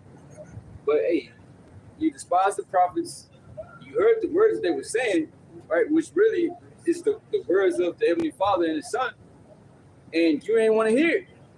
You start making fun of thinking it was a joke. Then the Lord gonna laugh in that day. You see through His men when it's time for you to suffer. That's right. And it said they mocked until the wrath of the Lord came. That's like Isaiah said. He said, Lord, how long they gonna be blind? The Lord said, until the cities be wasted without inhabitants. So niggas gonna be blinded to that day. I'm sure they won't. When Lot's son-in-law seen that fire and brimstone, they ain't take him as a joke, did they? Yeah, right. You know you fucked up, right? Yeah. This is Genesis 19 and 15. And when the morning arose, then the angels hasted. Let's read 14. Yeah. This is Genesis 19 and 14 in the middle, at the letter end. But he seemed as one that mocked unto his sons-in-law. But when the morning arose, then the angels hasted, Lot saying, arise, take thy wife and thy two daughters, which are here, lest thou be consumed in the iniquity of the city. Right. Even right now, we in haste as well. Time short. We gotta hurry up and hasten and get the word too. Make sure we right with the Lord too, because the city about to get destroyed. The great city. No, just say I just want to quote that the scripture says, redeeming the time because the days are evil. And that's what you're saying, man. There's no time to play, man. Because these prophecies is coming, man. And we can see it, man. We see the build up like Elder Apostle Gabor like to say the gradualism. We see the build up, man. And, hey, if you here for real, man, that's one of my favorite, I like to say, because we know 2/3 of these niggas ain't gonna leave. Even at the Passover, the night of it, because that's the night destruction came. how we had to eat our food in haste. We got to eat our food in haste too right now. You got it. Genesis 19:16. And while he lingered, the man laid hold upon his hand and upon the hand of his wife and upon the hand of his 2 daughters. And Yahweh being merciful unto him, and they brought him forth and set him without the city. It's cold. Because who took Lot out the city? The angels. The angels. What Matthew 24 said. Yahweh shall the sound of a trumpet, he gonna send his angels to gather together his elect. The same thing gonna happen. I feel like. And then it was really like they teleported. Because it said the verse above, he told them hurry up. But they was lingering. They was bullshit, probably trying to grab shit as much as they can. Man, look, shit, fire already coming. You just ain't probably hit the earth atmosphere yet. Fire coming, the angels had to take them and bring them out the city. He ain't said they ran through crowds. He ain't said they ran through the gate. They were just out the city already. In the twinkling of an eye, right? In the twinkling of an eye, they was ticking up. This is Genesis 19:16. And while he lingered, the man laid hold upon his hand and upon the hand of his wife and upon the hand of his 2 daughters. And Yahweh being merciful unto him, and they brought him forth and set him without the city. They took him out the city. Teleported, in other words. Twinkling of an eye, you outside of the structure, you got it. It says, and it came to pass when they had brought them forth abroad that he said, escape for thy life, look not behind thee, neither stay thou in all the plain, escape to the mountain, lest thou be consumed. And you know what's heavy too hard? Yahweh Shai said, he that endureth unto the end, the same shall be saved. This shows how important it is to endure to the end. Right. The angels grabbed Lot, his 2 daughters, and his wife, and was brought out the city. She was down. Right. She was out the city already. In other words, she had the truth. She knew the way. She was good. Yeah, because it says he showed her mercy by doing that. Right. She made it to the end. Let's read on, right? It says, right. And then too, bro, I remember brothers going into that about the angels took them out. They ain't just grab everybody. They run it through the city. Nah, they have a coup. They did something, bro. They showed their power and got them up out of there. And she seen all that, bro. She still. Sure. I got such and such. I got my Birkin. got my Birkin bag still. What about my business? Birthday coming up, right? We had reserved the private section at State 48. Ruth Chris. She was Ruth Chris. Tripping, man. You got a lot. But look, she was brought out the city, but the Lord took her out. Watch how important it is. Speaking to my soul. First and foremost, man, to endure to the end, man. Man, because you see niggas today, Deshaun Jackson come to mind. This nigga broke a 99-yard run, the touchdown right here. He flipped, and the ball fell on the one. Right, he got to the finish line. He can't go through it, though. Right, she ain't go through it. You got it out. Genesis 19:18. And Lot said unto them, oh, not so, my Lord. Behold, now thy servant hath found grace in thy sight, and thou hast magnified thy mercy, which thou hast showed unto me, in saving my life, and I cannot escape to the mountain. Lest some evil take me, and I die. Behold, now this city is near to flee unto, and it is a little one. Oh, let me escape thither. Is it not a little one? Right. So Lot was like, go ahead, read. And my soul shall live. Right. So Lot was pleading with the angels because he got at the city. Like, look, I want to go on the mountain somebody. Because remember, he ain't got his servants no more. Remember, he was solo now. He didn't have his servants, probably guards. He was out the city by himself. He didn't want to go into the mountains. He asked the Lord to go into a little country town. You got it, Doc. This is Genesis 19:21. And he said unto him, see, I have accepted thee concerning this thing also, that I will not overthrow the city for the which thou hast spoken. Haste thee, escape thither, for I cannot do anything till thou be come thither. Therefore, the name of the city was called Zor. So the angel said, Lot, we can't do nothing to the city until you be brought out, right? What that remind you of? Revelation 7. The destruction can't come until the elect be sealed. The same thing. You see, it's the same thing. Hold back the destruction till those be sealed. He couldn't destroy the city until Lot was out of there. Hurry up, Lot. Same thing for us. Look, come on, man. The Lord ain't gonna destroy it till all his elect sealed, man. I get that tawa. He had the tawa, It said the Lord knoweth how to deliver the righteous. Right, He right, was one right. of them. He was one of them. It says, this is Genesis 19 and 23. The sun was risen upon the earth, but Lot entered into Zoar. Then Yahweh rained upon Sodom and upon Gomorrah, brimstone and fire from the Most High out of heaven. So the same day Lot left, the same day that fire came, for us, the same day we gonna leave, scarcely saved, the fire gonna be coming, man. Revelation 11, we said they come up village. Matter of fact, let's end it off on that, all right? Let's end it off on that. You got it. You can start at 8 since it's mental spiritual side, but let's finish that. All right? Let's finish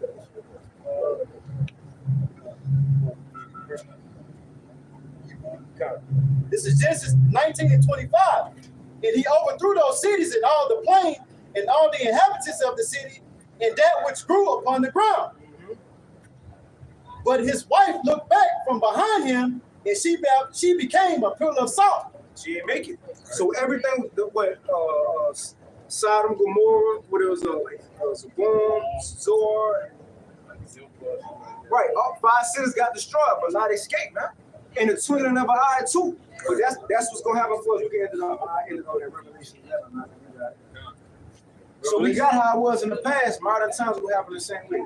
Also, too, just real quick, like how it says, and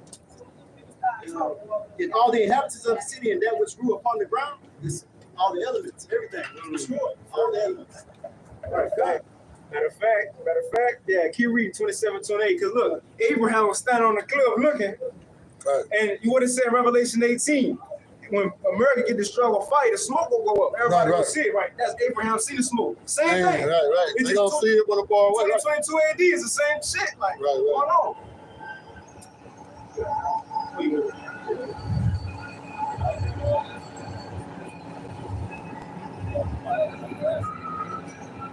It said that which grew upon the ground, like talking about the plants, the grass. The Lord took all that. It's like he gonna do the same thing with America. It's like you said, it was a garden of Eden before the mission, then it's gonna be a wilderness. Right. Everything that grew, all of the plants and all that shit, there ain't gonna be none of this shit. Right. Gonna be like a desert out.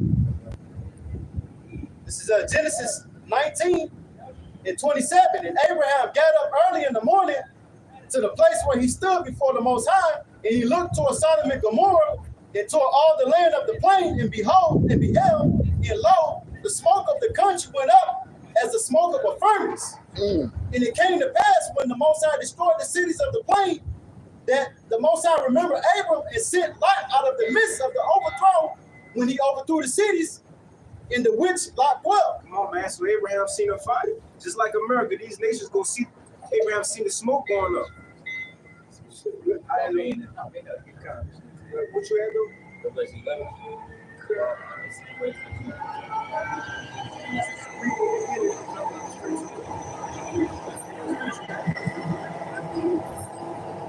Revelation 11 and 8, it says, and their dead bodies, like you were speaking about Abraham, he seen the fire and everything. You know how they look at the chariot, they gonna look down, they gonna see America on fire. It says, Revelation 11 and 8, and their dead bodies shall lie in the street of the great city, which spiritually is called Sodom and Egypt, where also our Lord was crucified. Right, jumping down to verse 12, and they heard a great voice from heaven saying unto them, come up hither. Hey, just like Lot was taken up by the angels, the same thing will happen to us at the spiritual side of it. Got it? It says, and they ascended up into heaven in a cloud, and their enemies beheld them. Excuse me, brother. It says, in the same hour was there a great earthquake, and the 10th part of the city fell, and the earthquake was slain of men 7,000. So just like Lot was taken out that same hour the missiles came, well, fire came, we gonna be taken out the same hour, right? But let me get this, because this how it happened too. Revelation 18 and 17. For in 1 hour, so great riches is come to naught, and every shipmaster and all the company of ships and sailors and as many as trade by sea stood afar off and cried when they saw the smoke of her burning, Abraham, saw the smoke of her burning, saying, alas, alas, that great city, for in 1 hour, wherein, Slack, and they cast dust on their heads, crying, weeping and wailing, saying, alas, alas, that great city, wherein we were made rich, all that had ships in the sea, by reason of her costliness, for in 1 hour is she made desolate. That's gonna be by fire, man. Those missiles. The Lord said, his sword gonna fall on Basra and Idumea. Right. That's right here. Again, that's that second death. Right. That's the second death, which is the second Sodom, man. You know.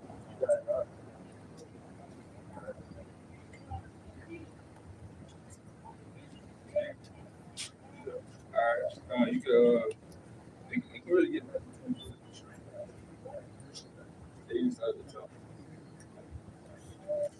This is Matthew 24, verse 1.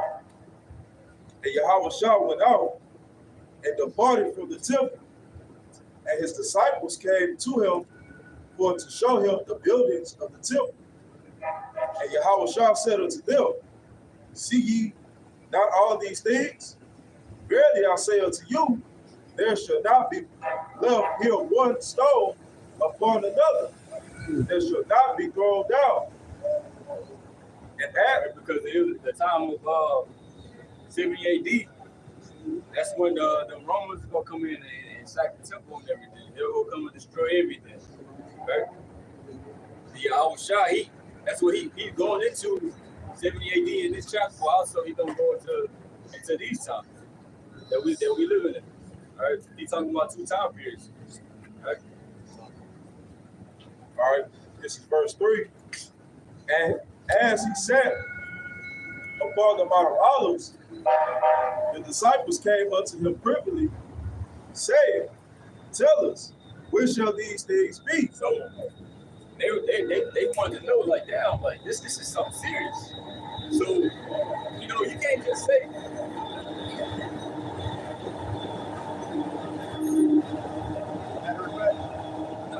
You can't just say stuff like this, say stuff like that, and the disciples hear that, they like, damn, like, what is he talking about? Can you please go into it, oh Lord? All right, explain to us, like, tell us what we gonna have to look for, like, when exactly this gonna happen? This is what they want. They want to know the right answer. When exactly is this gonna happen? Tell us.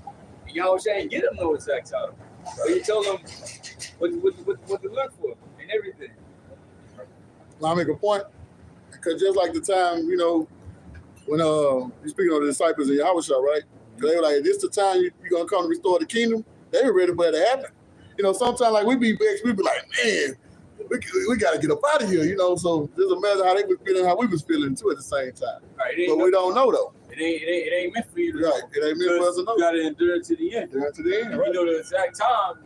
You got people trying to get in line. right. That's why the Lord ain't want to do like that. If you knew the exact time, they gonna do that. If you knew the exact time, how the Lord gonna come like a thief in the night? Right, cuz. To the last minute to get work. Yeah, right. Last week, that Sunday going into this Monday. Thank you, boy. It says, and what shall be the sign of thy coming and the end of the world? And Yahweh Shah answered and said unto them, take heed that no man deceive you, for many shall come in my name, saying, I am Mashiach, and deceive many. Right, you're gonna have people claiming, that they in Yahweh Shah, right, saying that they was anointed of the Lord to teach this gospel, teach this word. They out here deceiving. They using the truth as a cloak to do their wickedness, right? To get money off of the people, this and that, right? They just wolf in sheep clothing, like Yahweh Shah said.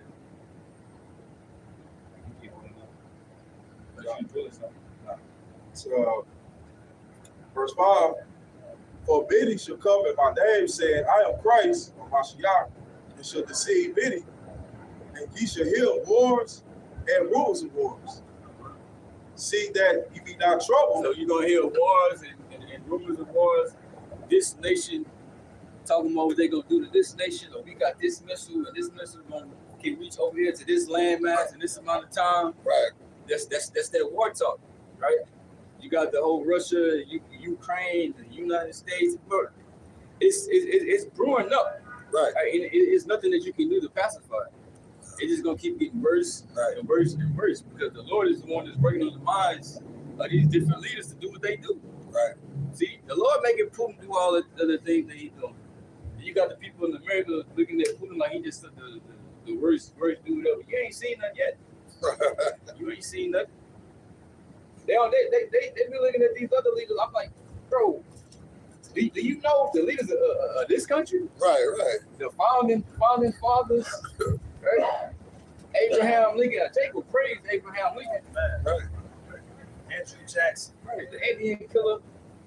Bro, these are the niggas that you should be angry at. Right. And you know why people fall asleep at our too with those rumors? Because they just think that's what the heaven. He'll let a rumor come, but nothing happened from it, right? Right. It's a news article. And they'll fall asleep because ain't nothing happened. What people fail to realize, the rumors is just the build up to the actual event. Right. That's it. So it ain't just for naught. It's building up to it. But Jake, man, we heard that last week. Something new with Putin, something new with Ukraine. Right. But eventually, it ain't gonna be rumors no more.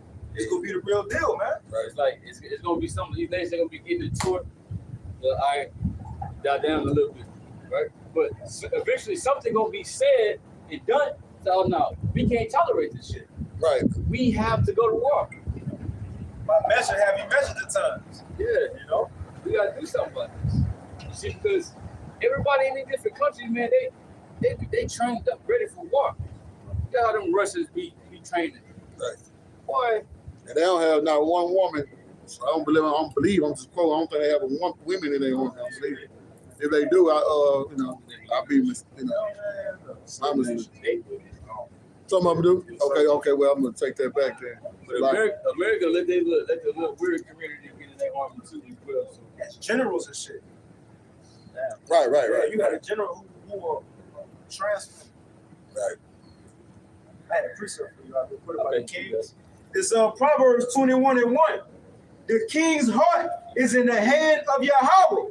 As the rivers of water, he turned it whithersoever he will. So as the brother was saying, these different nations, the leaders of these nations, they ain't making their own decisions. The Lord making them make these decisions. Right. A good example in the book of Daniel, dealing with I think Cyrus, when Yahweh shot like telling Daniel, look, I had to go.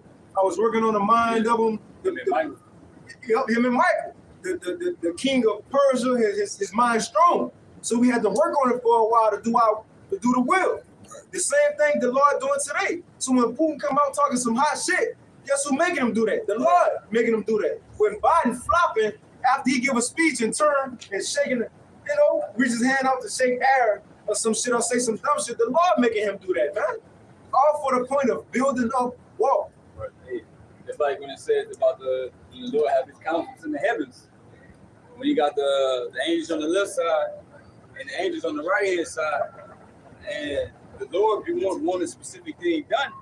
Right? The Lord, he'll send his angels. The angels will say, okay, look, I'm gonna do this, I'm gonna do that, I'm gonna do this. Right? And it be performed, just like when King Ahaz. He's in the lion spirit amongst his prophets. Right? Hey, real quick, y'all know what Exodus 15:3 said? Exodus 15:3. Yeah, this says the both sides are man of war. Yahweh is his name. Going into the both sides controlling this scenario, man, with these other nations. We said in Zephaniah, it said that it's his determination to gather the nations, and to have that clash, man. So it's all being done by the will of the Most High Power. Right. He's a man of war, man. So these wars and rumors of wars that people may take lightly, hey, it's gonna go around, man. World War III is written in the scriptures, man. Right. That's all a part of prophecy. Yes.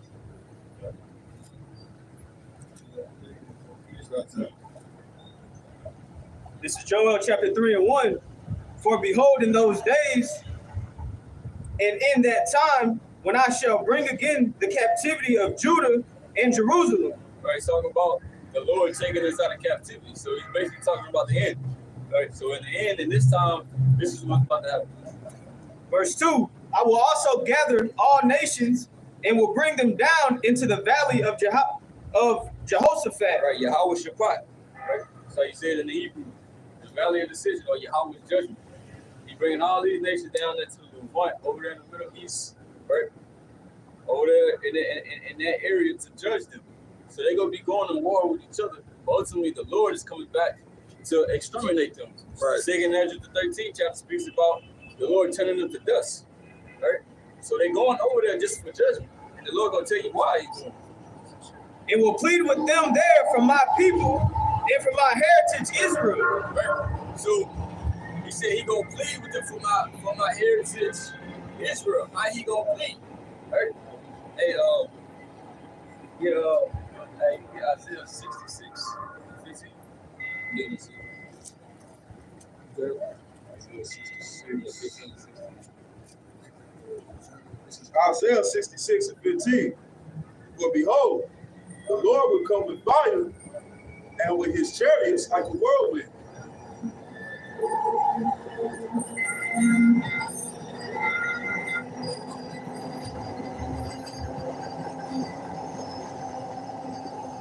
Isaiah 66, 15. For behold, the Lord will come with fire, and with his chariots like a whirlwind, to render his anger with fury and his rebuke with flames of fire. Right, them chariots, it's like Zechariah 5. Talk about the chariots entering the house of the thief. All right, the Lord is coming to express his anger through putting people to death. All right, he gonna come show his power to the planet Earth and put people in fucking fear. All right, shit, even we gonna be scared, but we ain't gonna be scared like them. Right. But hey, we gonna be scared. We gonna be like, damn. All right, because this ain't nothing that we have seen in our lifetime, but we gonna know who it is doing it. Right. Verse 16. For by fire and by his sword will the Lord plead with all flesh. So in Joel 2, Joel 3, he said that he was gonna plead with these different nations, but he said by fire and the sword, that's how he was gonna plead with them. All right, so the Lord's coming back to do damage to these nations, and he ain't playing with them. The Lord is gonna pay these different nations back for us. We ain't gotta do nothing. That's why Yahushua said, "Hey, look, wait on me, bro. It's our return, until I rise up and straight. Look, you ain't gotta do nothing, man. Just teach this word, and I got the rest. All right, Yahushua is gonna handle all that. All right, our big bro coming. All we gotta do is this. That's it. All right, we ain't gotta be out here trying to start a revolution, right? Or we gonna come up against the government. We gonna protest. We gonna do this and that. No, the judgment has already been written. Right. We know what the judgment is. We just gotta wait on it and have patience. All right. And that's the point I wanted to bring out. That we're going to that word plead. Both of the pleads, it shapat mean to judge. So the brother was just going in there. The Most High come back to judge for us, man. You know, the elect, man, he gonna come back and do the judgment for us. Yeah, I like to go into that the controversy of Israel. You know, all of what's been happening to us. Right. We've been saying we not the Israelites. The Lord come and bring all that to the forefront. Right. He come and talk. Let's talk about it. Let's talk about it. I'm coming here to plead for my elect. What's going on? Second Ezra 13. You know. Yeah, we got strangers and shit in our land. Right. Boasting themselves to be us. Right, making their little temples in there. You know, walk around with the little priestly garments. Right, that ain't nothing. We gonna show you what a real priest look like. What the scripture says, a bastard dwelling in eyes. Yeah, we gonna show you how you really supposed to be in that land. We gonna show you the glory of an Israel. Cause y'all ain't that. You see, y'all ain't got the flavor like Jake. Y'all just said you are the salt of the earth. Ain't no salt over there. You probably got some Israelites amongst them. It's like, because we know that Israel is scattered everywhere, right? But all of that will be revealed in this time. Right. I think that was it. Jeremiah 4:7. The lion is come up from his thicket, and the destroyer of the Gentiles is on his way. Woo! He is gone forth from his place to make thy land desolate, and thy cities shall be laid waste without inhabitants. All right, so that lion is Yahushua. Right. All right, the destroyer of the Gentiles, man. All right, so he's coming back with that sword and judgment. All right, he's gonna issue out, man. That's the line of Judah, man. Line of Judah. You got it up. This is Joel chapter 3 and 2 again. I will also gather all nations and will bring them down into the valley of Jehoshaphat and will plead with them there for my people and for my heritage Israel, whom they have scattered among the nations and parted my land. Right. Scattered them amongst the nations. You put us in slavery. You done all type of shit to us, right? And then you took the land, right? You're just over there dwelling like nothing happened. No, the Lord don't forget. In the book of Ecclesiastes, the 3rd chapter said the Lord required that which is past. The Lord remembers everything. The Lord ain't letting you get away with that. It was just a punishment unto us, right? But the Lord used you to do it, and you're gonna get a judgment for that. The Lord made you do something that He hates just so He can destroy you and punish. But he just punished us. That's it. Because whatever you were doing to us was not for our destruction. They talk about that in the book of Baruch. But you came in your mind like you actually was gonna destroy us and do something. Right. But hey, you can't diminish the Israelites. You can't destroy the Israelites, because if you do that, hey, the Lord even said, hey, that as long as the sun and the moon and the stars and all that is existing in the heavens, the Israelites gonna forever be His people. You're always gonna be. Right. All right. You can't make them depart out of the heavens. Verse 3, and they have cast lots for my people, and have given a boy for an harlot, and sold a girl for wine, that they might drink. All right, so in slavery, we was looked at as just property. Right. Right?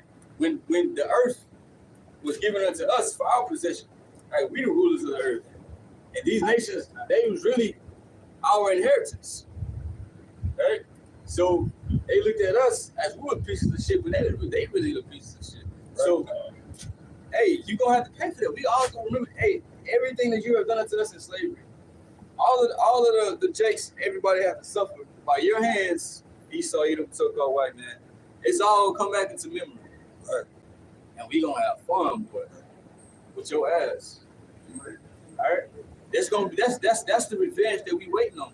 The revenge to where we can take revenge and not have to go to jail. Penalized. Yeah, get penalized because of this man's law. We gonna have our law established, so it's gonna be righteous judgment.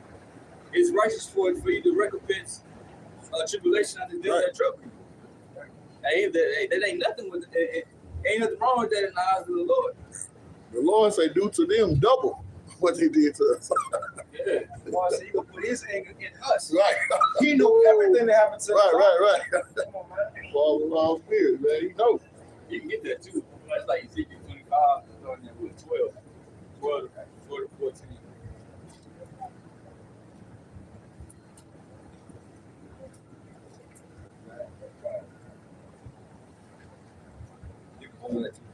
Ezekiel 25 and 12, thus saith the Lord Yahweh, behold, because that Edom had dealt against the house of Judah by taking vengeance, and had greatly offended and revenged himself upon them.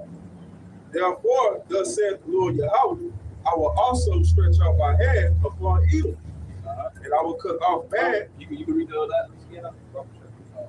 Ezekiel 25 and 12. Thus said Yahweh power, because that Edom had dwelt against the house of Judah by taking vengeance, and had greatly offended and revenged himself upon them. Right, so this nigga revenged himself because he know what happened in history. How we got the birthright, right? The blessing from Isaac, right? The man been having hatred. Right. See, he said, hey, I'm gonna kill my brother, Jacob. Right. That's what he said. This is your brother. What you mean? Right? He coming in the same spirit as Cain. Right. And that spirit has not went nowhere. You think Esau just, he just a changed man. No, that spirit, just like they say the spirit is subject unto the prophets, we come back doing the same thing, right? We come back, the righteous come back being the righteous, and the wicked come back being the wicked. Right? Generation after generation, this man remained the same, and he shows it. Perpetual hatred. You got to It's continuous. The Lord put it in him to be like that. Right. It ain't going nowhere because he was created to do that. He said He hated Jacob because of the birthright. Right. Today, your average Edomite might not know Jacob, Israelites. They hate us because what came with that birthright? Being a special people. Right. Something different was about us, right? They see that today, and that's what really pissed them off. Oh, yeah, They know it's up. Now they at least know we got the birthright. That's why they really hate us. But these people on a day-to-day, they hate us because they know it's something special Right. about us, bro. And just simple sports. Just seeing us in different sports. They knew it's just something special about it. Like, I can't believe, I forgot that the sports guy with Michael Jordan had dunked. And he said, look at him, he's quiet. Wow. You know, it's amazing to him like that. These people we had in slavery before, they could just be, and they just great people. They can see it. Like you were saying, huh? Hey, I was about to say, yeah, even before King, in the garden, the serpent, he was hating. Right. He says through envy of the devil, he That came That gave was- it to the that world. was Look, big hater. Adam that was shining, right? Right. He was perfect, he was keeping the laws without the table that we just kept. Right. But they seen that, the nation seen that, felt play, serpent. Do this. Right. You know, you could be independent. Right. They was hating and they came at us. But even way back in the garden, Right. That's that Just same like, spirit. just like in my job, you know, I be dealing with customers and shit. I was dealing with this old human. It's my first thing this man said to me, he'd say, hi, how you doing? Morning. Nice to meet you. You know, I can't get 30 years, right? I'm like, Accused of the brother. Yeah. bro, why are you coming at me like, why you coming? I give a fuck about R. Kelly. Yeah.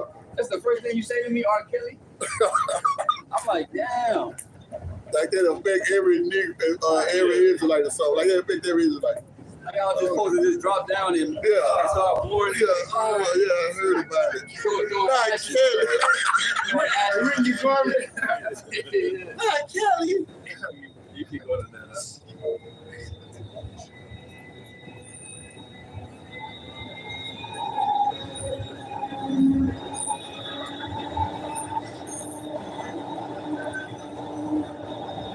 Ezekiel 25, in verse 13.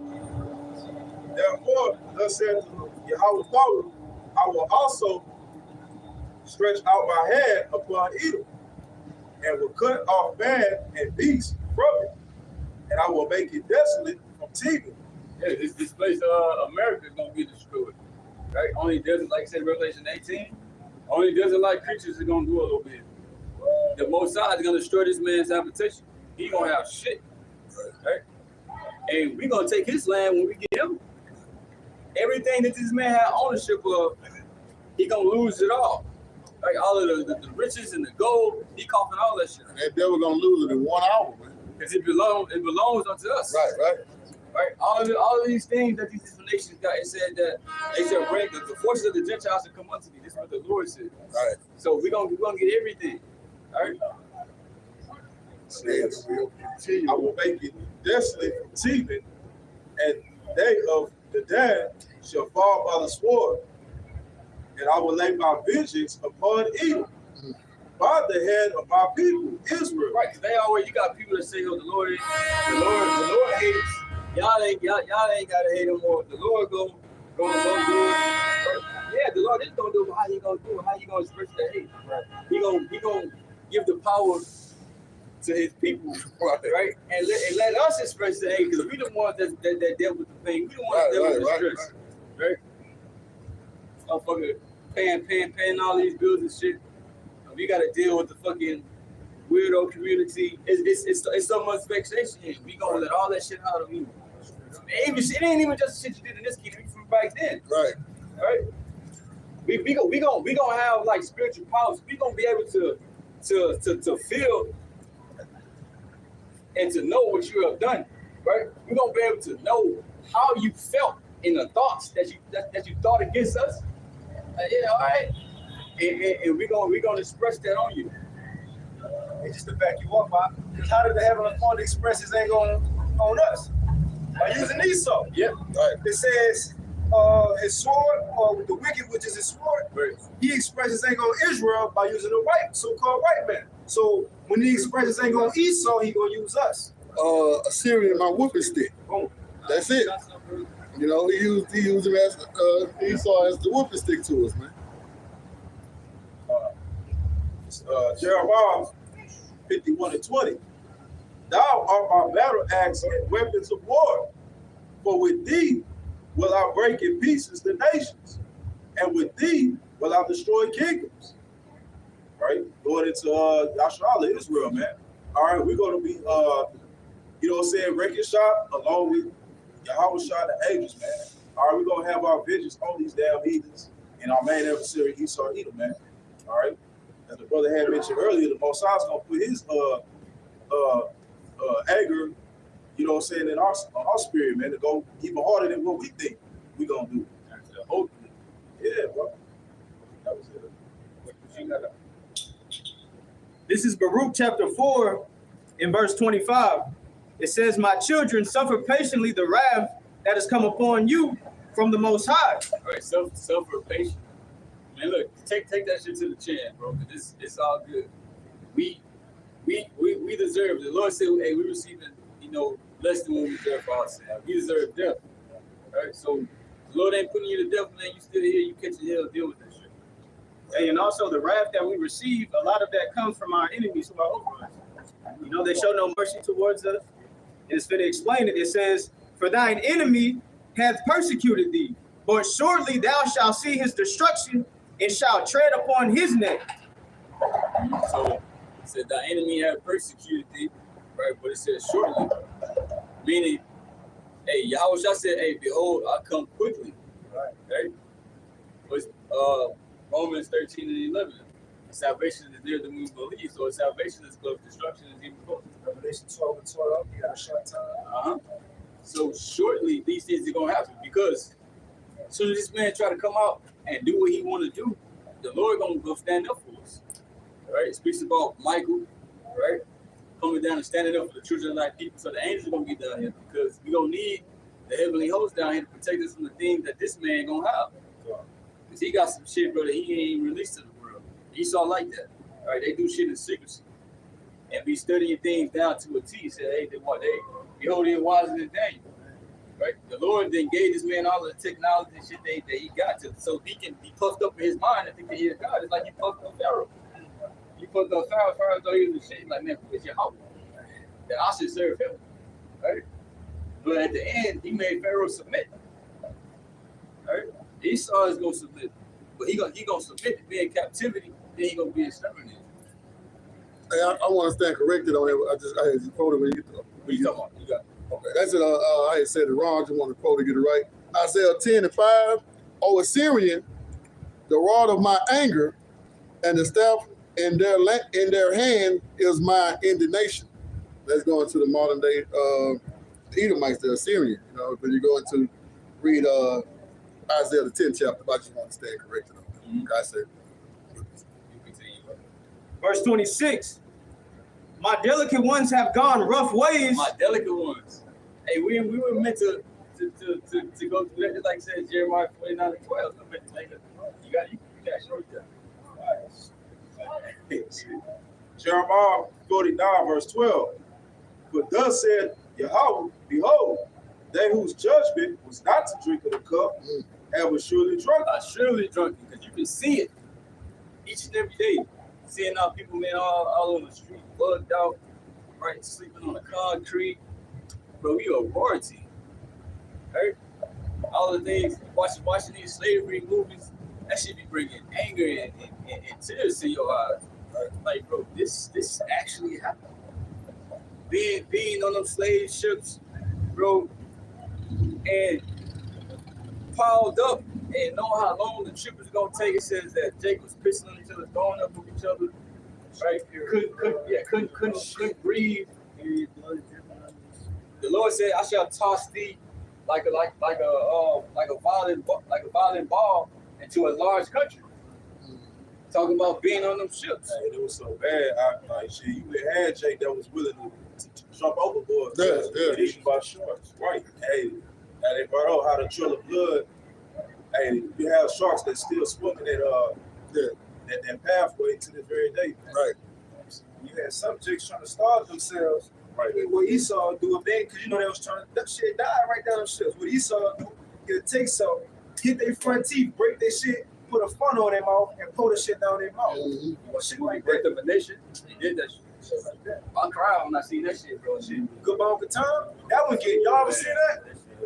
That one get graphic. It'll show you for free. It's on YouTube for free. It's called Goodbye Uncle Tom. They go into detail on that one.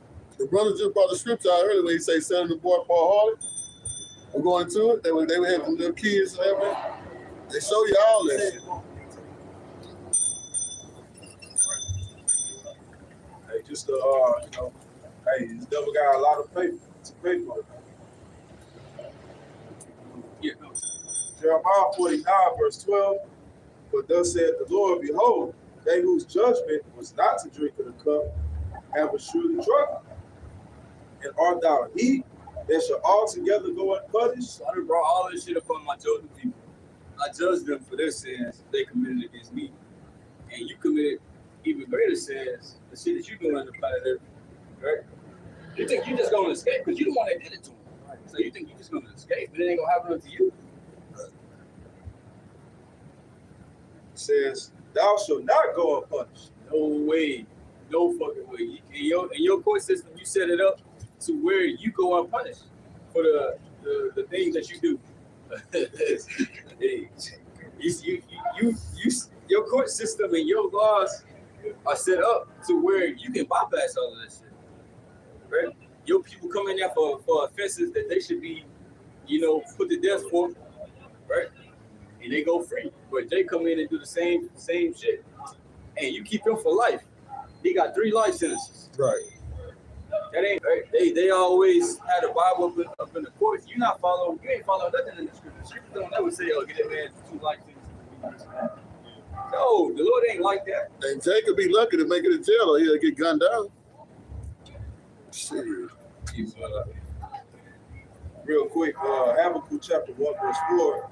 Therefore the law is slack, and judgment doeth never go forth, for the wicked do it compass about the righteous. Therefore, wrong judgment proceed. Right? So, yeah, showing you that this devil doesn't adhere to the law, statutes, and commandments of the Most High. So there's certain laws how to deal with certain situations, and he does it the complete opposite. And the law is slack in this society. The law of Yahweh Bashem Yahushua. Because the wicked are in rule, man. All right. He said the Most High is not in all his thoughts. Right. Hey, he saw all his ways are grievous, man. Right. You know what I'm saying?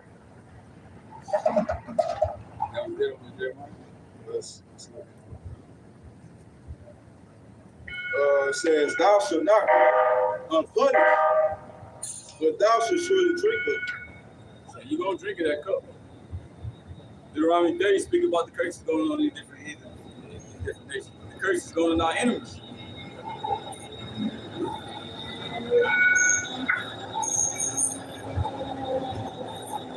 It's like when you go into the parable of Lazarus and the rich man. Hey, they traded places. Right? Lazarus speaks about Lazarus full of the sores, right? And wounds. Isaiah the 1st chapter speaks about that.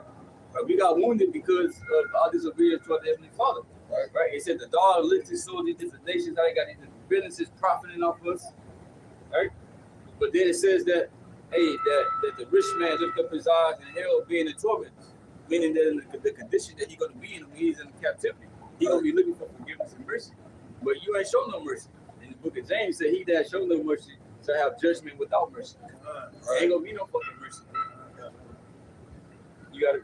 This is 2 Thessalonians 1:6. See, it is a righteous thing that the Most High to recompense tribulation to them that trouble you. So it's a righteous thing for them Father to do that. So they always uphold the Bible, do this and that. So why we can't get paid back, against Esau? Right. You got the so-called justice system. Well, let's get justice on you. Right. Right. If you can't do that, then you ain't no true judge. You ain't no true king. Right. That's why you're gonna be overthrown by the true king Yahushua. He said, hey, when I come back, there's gonna be many crowns on my head. Right. Hey, because he speaks about the beast, the 7 heads and the 10 horns, and had crowns upon those heads. The Lord taking all that. Get that up. Just like King David put that crown on his head, or that Moabite king. Yeah, he killed him, he put it on his head. And why did he do that? So like, this is my shit. Yeah. Why took your ass down? Took your ass down. It says Psalms 110. It says, it's a prophecy about Yahushua, just to add on to what the brother said. is at the end of Psalms 110. It says, "The Lord at thy right hand shall strike through kings and they of Israel." That's those many crowns, man. Right. You know, shall strike through kings. And I think it mentioned in here was something. What you got about it? The Hebrews, you know. This is Lamentations chapter 1 and verse 21. It says, "They have heard that I sigh. There is none to comfort me. All mine enemies have heard of my trouble. They are glad that thou hast done it." And this is Jeremiah talking about how the enemies the enemies rejoiced at our downfall. Right. And they, just like in Revelation 11, they sent gifts to one another. Yeah. Right. They were happy. Happy. They sent the slaves, you know, this and that, right? And we got them. The children of Israel, right? We have got them. That's why when you read the Psalms 83. what's that the Ark of Titus, they had on their Judea captive. I believe that was on their coin. But the Ark of Titus, they got the a picture of them taking the things out of the temple. Yeah. See, they had a coin on it that said Judea captive, Judah captive. Right? We got these things. Right. You see? Esau, Babylon, temple was burning. Race it, Race it, yeah, right. burn it down. And they actually burnt it. Burn it down. Yeah. They, bro, I wouldn't be surprised because they said they didn't want to actually burn it, so they was doing more than what the Babylonians were doing. For sure. That temple, that was the first one, right? Yeah. And the second one, 70 AD. So Esau had a part in all our temples falling. The first one, they burnt it. 70 AD, they destroyed it and burnt it again. And who gonna be the one coming after the spiritual one? Esau, Edom coming like a flood. And scripture say, remember Edom for the day we were going through our calamities, roughly paraphrasing. And that was part of it when they were racing. Yeah, he just We were going through it. So them bastards always was one of our downfall. In Lamentations, Amos said, "For one transgression and for two transgressions in Edom, I will not turn away the punishment." So if Esau did one thing, the Heavenly Father won't go turn away the punishment. If he did two things, but this nigga did shit that reached unto the heavens, so it's really over for you. Right. It's really over for you, man. You got it, right? Right. This is the third temple. The Lord had to switch things up, right? This is spiritual. And spiritual now, you can't run in and do what you want to do. All right, but you can keep going. You see that's more Lamentations 1 and 21 again, it says, "They have heard that I sighed. There is none to comfort me. All mine enemies have heard of my trouble. They are glad that thou hast done it. Thou wilt bring the day that thou hast called, and they shall be like unto me." Like y'all going into recompense. Hey, the Most High brought this on us. He allowed it to display to the enemies, right? But the day is coming where Jerusalem shall rejoice and tread upon their necks, like we brought out in the 4th chapter. They is going to be turned to their rightful place. You're going to be on the bottom. All the different nations are going to be at the bottom. Because you got these different nations, they still in rulership wherever they at. Right, Even though right. you be overseeing everything, they still be doing what they doing because, hey, they really don't give a fuck about you now because they got missiles. So in your kingdom, you got these nations doing whatever the hell they want to do. Nah, in our kingdom, everybody go subject unto the laws, that shit, the commandments of every fuck. Right. You gonna either keep these laws or you out of here. Right? And they gonna keep, but they're not gonna keep it perfect because we gonna be the perfect. Right? That's why we gonna have to teach them the law because we gonna have a new covenant with us. Right. That's like the other brother Aram in Birmingham. You know, Isaiah 14, it said the Lord will choose Jacob again. And then it said the heathens and bring them to their place. They look that Lord stay where they're supposed to be on the bottom. Man, you going back to where you're supposed to be, man. We gonna be back on top. That's the place you run back to. You know, once you come back to our land, you can go again. Right? Mm-hmm. That's crazy. The heathen that's in our land right now, you're gonna be captives in the land. You see? Hey, if there was somebody man that kept you told me, bro. Yeah, see what Oh yeah, that was it. Well, I'm gonna finish it off, verse 22. It says, "Let all their wickedness come before thee, and do unto them as thou hast done unto me, for all my transgressions, for my sighs are many, and my heart is faint." So the Lord is gonna do. You got something to say? Nah, The Lord is gonna do what he did unto us, unto them, but don't. You go back to Joel. You got something to say? So 37 and 9. For evildoers shall be cut off, but those that wait upon the Lord, they shall inherit the earth. For yet a little while, and the wicked shall not be. Yea, thou shalt diligently consider his place, and it shall not be. But the meek shall inherit the earth, and shall delight themselves in the abundance of peace. All right? So the meek shall inherit the earth, man, going into us, man. All right? We're going to inherit the earth, man, in a righteous order, man. All right? And, you know, this damn devil, wicked, all right, he's going to be cut off. See? It says, the wicked plotted against the just, and gnasheth upon him with his teeth. The Lord shall laugh at him, for he said that his day is coming. Right? So Esau in his mind think that his new world order, all right, is going to be established. All right, but as we go into Job, you know what I'm saying, all is going to come tonight. You know, when he was about to fill his belly, all right, you know, both sides are going to shut that down, man. All right, you see. So, hey, he is set up by the both sides. All right. Hey, could you read that? Psalms 37, 12.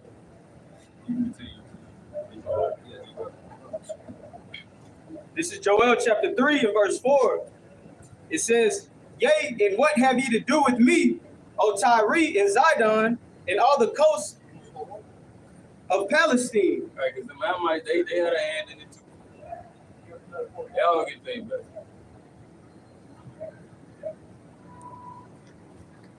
It reads, will ye render me a recompense?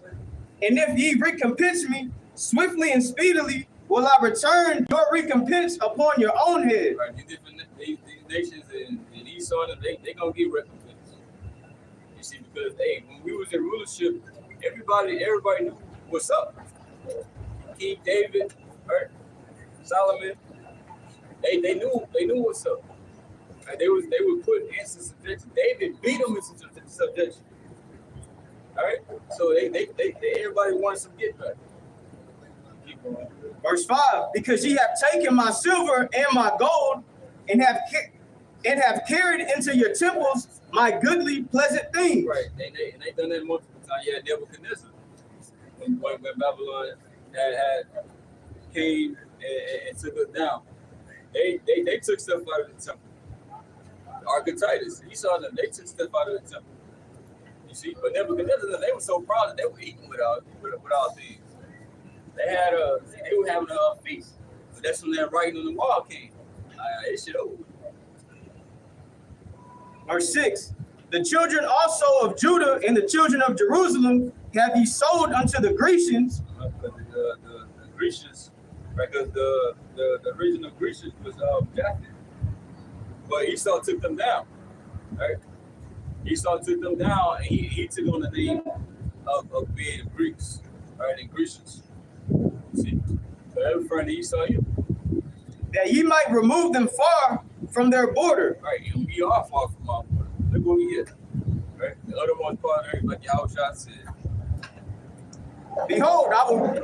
You know what proved that's Esau? Because you said the Grecians was Japheth, right? At the time Japheth was the Grecians, we was in the Persian and Mede captivity. You know what I'm saying? Yeah. So we didn't go on ships and be sold under Japheth, because we was in the Persian and Mede captivity at that time. The Grecians talking about is Esau, Edom, the modern day Grecians, just so that couldn't be Japheth talking about right there, Verse 7, it says, behold, I will raise them out of their place, whither ye have sold them, and will return your recompense upon your own head. So the Lord is going to take us up out of it. It's like you said, when we get taken up out of this place, then the destruction is going to come. And the Lord going to bring that recompense, that the missiles, right? Once they elect us up out of here, right? The Lord is going to show you, and they're going to recompense you and pay you back for everything that you fucking do. And I will sell your sons and your daughters into the hand of the children of Judah, and they shall sell them to the Sabians, to a people far off. So we gonna have his children in captivity. It's like we were slaves, right? We were slaves. They had us in subjection. We're gonna do the same thing with their sons, with their daughters, right? And and their women, right? We're gonna do this. We're gonna do the same thing, but in righteousness, right? Because Esau done some wicked shit. We're not gonna stoop to his level. We're gonna do everything in righteousness, right? Because we're gonna have spiritual power, so we're gonna be able to do things unto him that he ain't done unto us, right? Worse things, right? Make his fucking head explode. You see? Verse 8, finishing off, it says, "For the Lord has spoken it." Verse 9, "Proclaim ye this among the Gentiles, prepare war, wake up the mighty men, let all the men of war draw near, let them come up." Right, so it's like the brother said earlier, the Lord is a man of war. So it's like, all right, it's that time. It's that, now it's no longer a rumor of war. Now the war about to happen, right?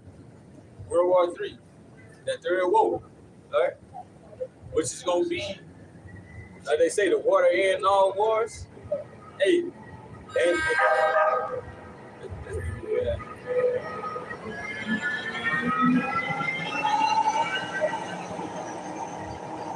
in a sense, it's true because it is gonna be the water end all wars. Because how shall I can go back? And what it say Isaiah the 2nd chapter that hey, once we back in rulership, the nation shall not learn war no more. All right, so it is gonna be the water end all wars. Right? Because there ain't gonna be no more war after that. Right. It's It also proves that those imposters are not those, saying real chosen people. Yeah, you got people shooting missiles at them. Because also gonna say, hey, you supposed to be the chosen and the righteous people. All nations supposed to flee unto you.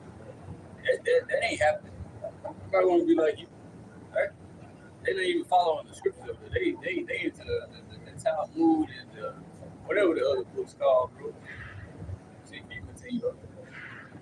Joel 3:10, beat your plowshares into swords and your pruning hooks into spears. Right, it ain't about building up like that's agriculture tools. It ain't about building up the community or worried about, the society, this and that. We finna go to war, right?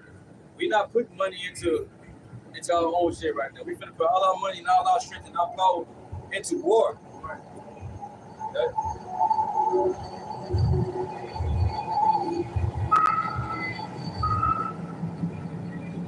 These different nations are gonna get tired of Esau. This nigga said, he keep it not at home. You want to be in everybody's business, bro, trying to regulate what they got going on, right? You get mad at people that don't want to use your dollar, right? Bro, who the fuck do you think you are, bro? That's why these different nations, they got missiles, right? They say they not afraid of them, right? So we say I'm strong. That's the next. That's it. It says, "Let the weak say, I am strong." Right, I got a missile too, man. What's up? Right. And mine better than yours. Hey, even though America might have more missiles than these little small nations, it don't matter. They still have a nuclear missile. So you ain't just gonna bully them. You see? It's like America came out with that missile. They was bragging on it. It was called Moab, the mother of all bombs. Russia back door, they say, y'all got the mother of all bombs. We got Moab. We got the father of all bombs. Way greater than that shit, too. Because ain't nobody fucking with Russia when it comes to missiles. Russia got more, and they shit way better. Mm-hmm. Continue on. Yeah, cause it's on a evil playing field. And you ain't the only one with these weapons. So you gonna have to tread carefully. But the Lord gonna make everything happen to where these missiles gonna get shot over you regardless of what you try to do in the city.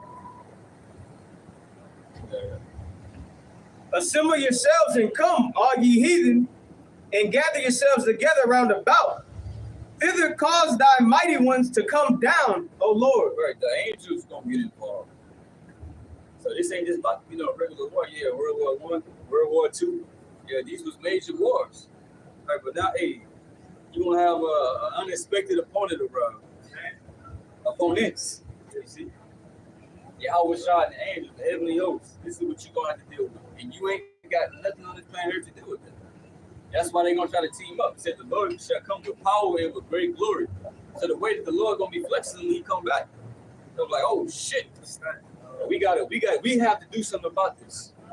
We gotta come together and forget our differences. Let's face that. It ain't gonna be no fucking Independence Day. It ain't gonna be none. You ain't gonna have no Will Smith. Right? You're not gonna be able to call the Avengers. Right? There's nothing. You're not gonna hijack the chariot. You hop on it, you program it, and you know the chariot doing what you want it to do. Man, that shit weak as fuck. Nah, Black Panther. yeah, that's not happening. It says when it says that America will be thrown down in an hour, that's exactly what's gonna happen.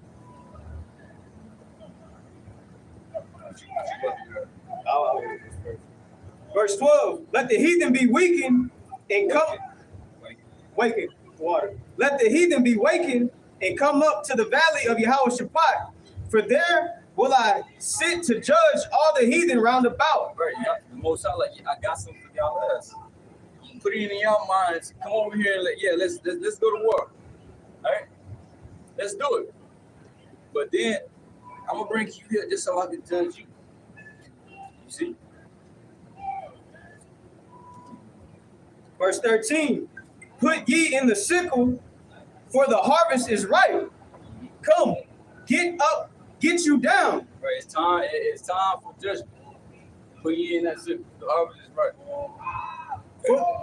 It's time to slaughter. You see? It's like the sickle. Like you got the Grim Reaper. Had a dude just Yeah, pass he that had shit. it. He literally just had a big one. You see that? Yeah. Hey, Yahweh Shah gonna show that you too, right? Because you got the Most High, he called Allah Shadi, right? A demon-like terrible power. And it says Yahweh Shah is the image of his father, just like his father. So Yahweh Shah is gonna express that. Yahweh Shah gonna show you. You see, the Most High gonna use his son, right, to show you that power. You see, hey, because you had people that was hey, because the Lord gonna unleash demons on this place too. Hey, you gonna have the Lord gonna have the whole host down here, man. Hey, these people, they not gonna be able to deal with that. You had righteous angels that when people see they tremble. Right. So what about when you see an actual demon, the left hand? The left hand, right? More terrible. Yeah, bro. It says, for the press is full, the fats overflow, for their wickedness is great. Multitudes.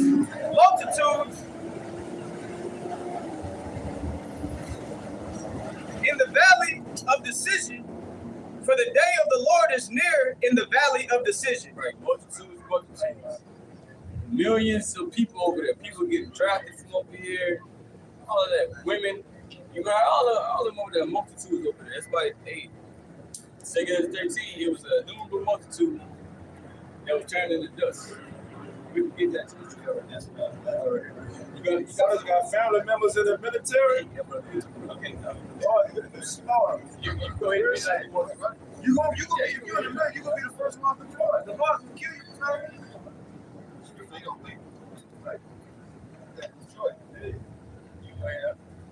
you want to read it? This is 2 Ezra 13:1. And it came to pass after 7 days, I dreamed a dream by night, and lo, there arose a wind from the sea, that it moved all the ways thereof.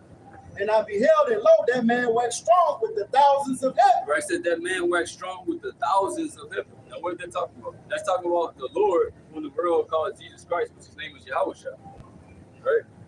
The second coming will happen. Or whether any one of y'all people out there that's listening to that, whether you believe it or not, the Lord is going to make a return. This is what he looked like. This is a true image. All right? The scriptures plainly go into this and describe it. All right? This is the man that's going to return, so-called black man, whom he is our Lord, right? Who is an Israelite, which we are the true people, right? Whom you put in slavery, the so-called white man, right? All of them, you see, you're going to have to pay for that, right? And you're going to tremble once you see this man, right? All right? Keep going up. And when he turned his countenance to look, all the things trembled that were seen under him. You're going to tremble, all right? You gonna know what your power is. And whensoever the voice went out his mouth, all they burnt that heard his voice. Because they got all these so-called, right, UFO sighters. You got the UFOs, which are the chariots of Israel, right?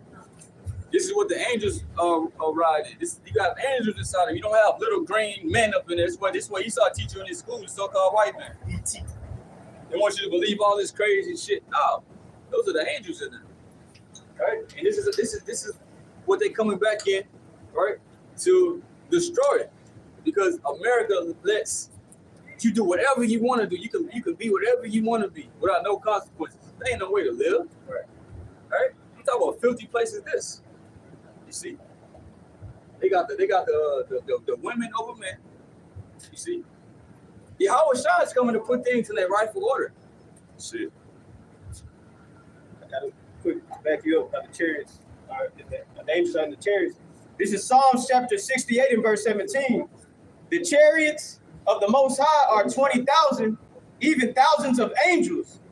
The Lord is among them, as in Sinai in the holy place. Right. Great the Lord, he got his angels up in these chariots. These are the heavenly vehicles. But Esau cannot touch. He cannot create. He's not gonna be able to battle. And the second Ezra 13, he's gonna go into that. This is 2 Ezra 13 and 4. And whensoever the voice went out his mouth, all that burned, that heard his voice, Right. like as the earth felleth when it filleth the fire. So you'll watch movies to where you see these laser beams getting shot out. Right? That's what that's going into right there. Those chariots is coming back in to destroy America, destroy the wicked, right? And also the fire is gonna be used as those missiles. You see, and we're gonna rejoice when it happens. When we see the so-called white man fall. This is what we waiting on.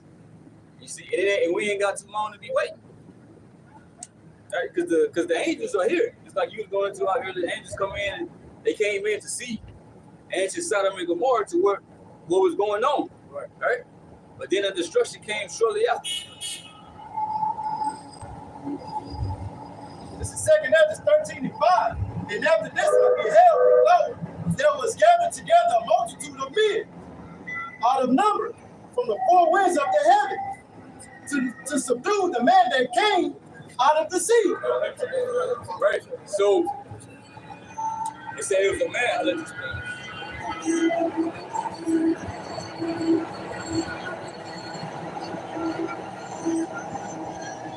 You don't have, like I said, you're gonna have these different nations that see the Lord return. They're like, all right, we gotta team up now. All right. We have to team up. All these different armies that's gonna go to war on World War III, because World War III what happened. Right. But the Lord's gonna return during World War III. And they're gonna try to team up. They put it in their movies on what they try to do. Like I said, Independence Day, you got War of the World. That's what the program. Yeah. The least know, they know. It's just be low level. You just know what's going on. But they put in the movies that they win. Yeah, They overcome. That's not happening. That's not how it's written in the script. That's not happening. America will fall. Look, hey, it gotta fall. Look how the so-called white man is running this place. Right. You see, you can be anything that you want to be. You can like what you want to like. wickedness. Yeah. And wickedness, the law is not established. You see, you can't really have no kids in this society because they're gonna pollute their minds. Right, they gonna tell them that you ain't gotta choose a gender. Like, what type of shit is that? You gonna be a them and they. See, what the fuck? Give me a fucking elf. I'm like, you have your son come home. I want to be an elf. I'm an elf. You got to deal with this shit. And if you say no, now you gonna be in trouble. You gonna be on the news. Charges gonna be pressed against you. Right. Fucking confused. This is What if this generation have children and they grow up? What that's gonna look like? And one, the economy already fucked up. It can't bounce back. It's clear this place about to fall. Come on, man, you got it out. This is why the destruction needs to come. The destruction means salvation from this bullshit. Right. This is 2 Ezra 13 and 6. But I beheld, and lo, he had graven himself a great mountain and flew up upon it.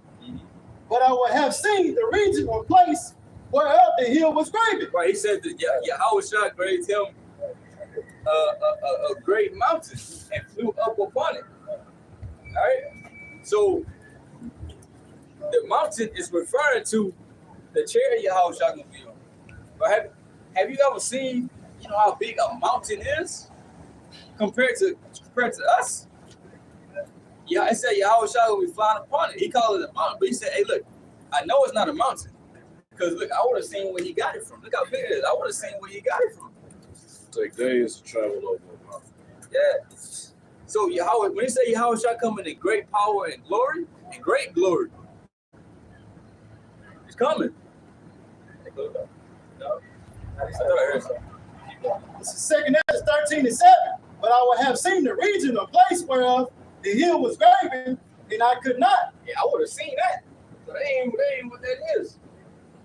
Which that mountain, that's that same stone that Nebuchadnezzar seen hit their feet and the toes. Because remember, it said it was that stone he seen said it was cut out without hands. Like Right. he said, you know what I mean? Right.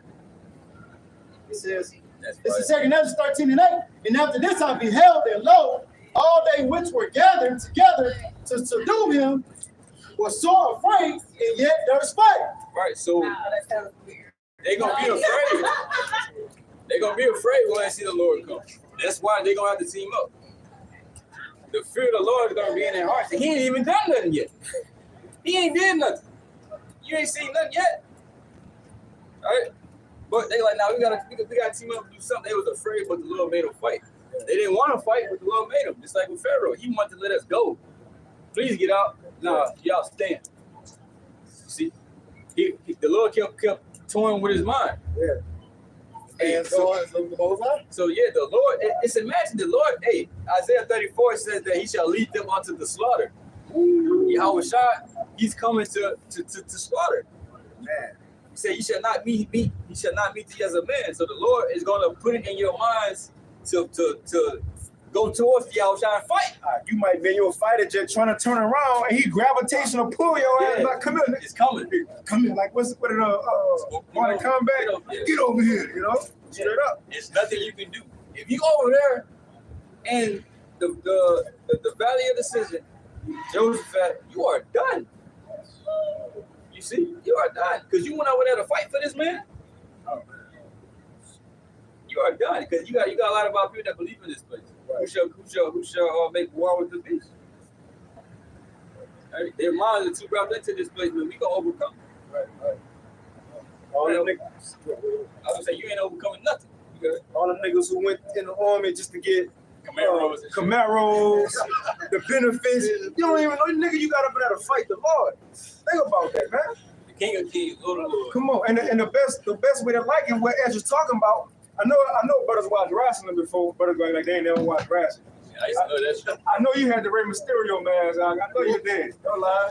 But now look, I know the Royal Rumble when everybody in there fighting, right? Then all of a sudden you hear Stone Cold, his theme, he come up there. Everybody stop and look at him. When he get in the ring, everybody fight him. That's exactly what Ezra seen. The Lord, they having World War III. The Lord, him and the angels just making an appearance, and it's like, what the fuck? They telling you, but that's how it's gonna be.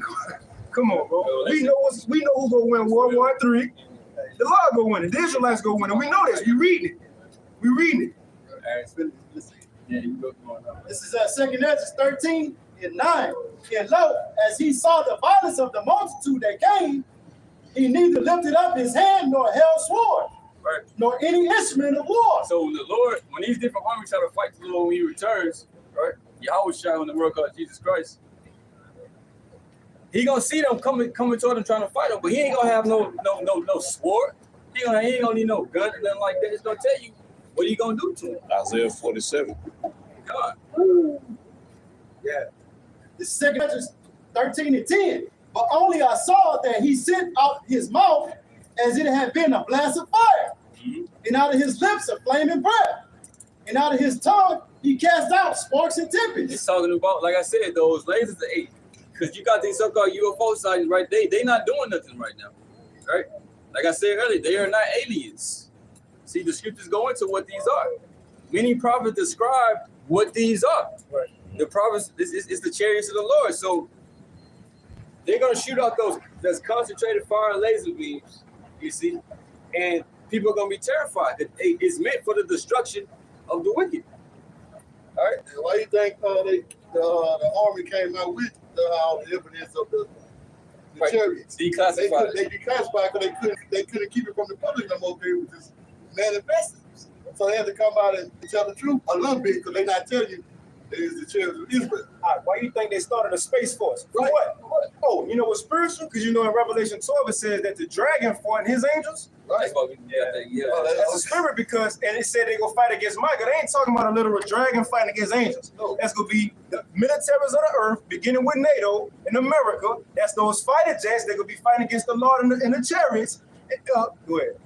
Now I'm gonna say they say war in heaven, but you leave it up to these Christians and these people, they thinking it's war up in the spiritual realm with the most Nah, high. that's gonna be in our atmosphere. No, dummy, it's not talking about that. Right. That's why these people, you gotta have the right men set up to teach you the actual truth. And they're not gonna come in the form of Joel Osteen or TD Jakes. They in it for the money. These are millionaires. Right. Right? But I was gonna say, because you know, in the scripture says the dragon fought against Michael and the angels. Yeah. In the Space Force, one of the branches of the Space Force, one of the first ones is called the Dragon. You can't make it up. This was written thousands of years ago. And you still call it the Dragon? You can't make it up, bro. Right? You can't make it up. It's all for the pops. Can't make it up. 2nd Ezra 13 and 11. And they were all mixed together, the blast of fire, the flaming breath, and the great tempest. It fell with violence upon the multitude. There was violence upon the multitude. So this is how the Lord is going to attack them. What's going to happen after he attacks them? which was prepared to fight and burnt them up every one, so that upon a sudden of an innumerable multitude, nothing was to be perceived, but only dust and smell of smoke. When I saw this, I was afraid. So the Lord turned them into dust and the smell of smoke. It said he turned them into dust. And all he could, the elder said all he could smell was smoke. This is coming out of the Bible. Right? The Lord is going to obliterate them, destroy them. It ain't going to be no fight. This is what's going to happen. You get that Revelation 12. Yeah, we got that right. Niggas ready for Jesus to come back though. Yeah, This Jesus coming. Like y'all, you know what y'all call him. He ain't coming playing with Tessie Rose, you know, bro. shit like that. Matthew 10:34 says, I come not to send peace, but a sword. People always talking about, oh, the rapture, this, and that. You don't understand what that's talking about. Because when that actually happens, you're going to see a lot of death and destruction going on. Right? And you got Christians think, oh, yeah, I'm going to be up there, doing the rapture. He going to come save all the Christians. That shit not going to happen. Right? You got to figure it out in your head. Right? They automatically think. That's what they say. That's what they said. They're not followers of the true Mashiach. Revelation chapter 12 and verse 7. And there was war in heaven. Michael and his angels fought against the dragon. And the dragon fought in his angels. So they say that a Christian will break this down and say, oh, that's going on in actual evidence in the Most High. You got Satan on this side, and you got the angels on this side and fighting. No. War in heaven. It's talking about here. The heaven, when the Lord created the heavens in Genesis, we say create the heavens, he was talking about this atmosphere right here. So this atmosphere is also called heaven. Right? This is our heaven. You have the first heaven, which is this. The second heaven is outer space. Right? And the third heaven is the spiritual realm. Right? But it's talking about war down here between, we read that again up. Revelation chapter 12 and 7. And there was war in heaven. Michael and his angels fought against the dragon, and the dragon fought in his angels. So they say Satan and the angels, which really is Satan's physical counterpart, which is the so-called white man, right? This man, if you were to say, all right, which races of people fulfill being Satan, right, or being the most demonic, right? Would it not be the so-called white people? Look what they did to us in slavery. Look what they continue to do to us, right? These people are wicked, right? And the Lord created him to be this way. Can I bring it out real quick? Because it said the dragon. Now this on SpaceX, SpaceForce.com. You see it. It says the dragon sending humans and cargo into space. We can end off on that too. Okay, kind. That's what it say. It's just quick, just to show you it's called the dragon. In 2020, that's when the Space Force started. SpaceX returned America's ability to fly astronauts to and from the International Space Station on American vehicles for the first time. In addition to flying astronauts to space, SpaceX Dragon spacecraft can also carry commercial astronauts to Earth's orbit into the ISS and beyond. So it's called the Dragon, man. Even Draco. Yeah. You know? But that's in the scriptures. You gotta know. All right, come on. So yeah, bro, the war in heaven gonna take place, and this place is gonna be destroyed. Esau and his army gonna be destroyed. That's gonna be the end of that, and it's gonna be salvation for the elect. So with that, we give all praise, honor, and glory unto Yahweh, Ba'ashem, Yahushua, Ba'ashem, Kakodash. double honor to the apostles, the elders of the great millstone. Please say take to the elect. To the believers out there, keep doing what you're doing and endure to the end. Shalom. Shalom.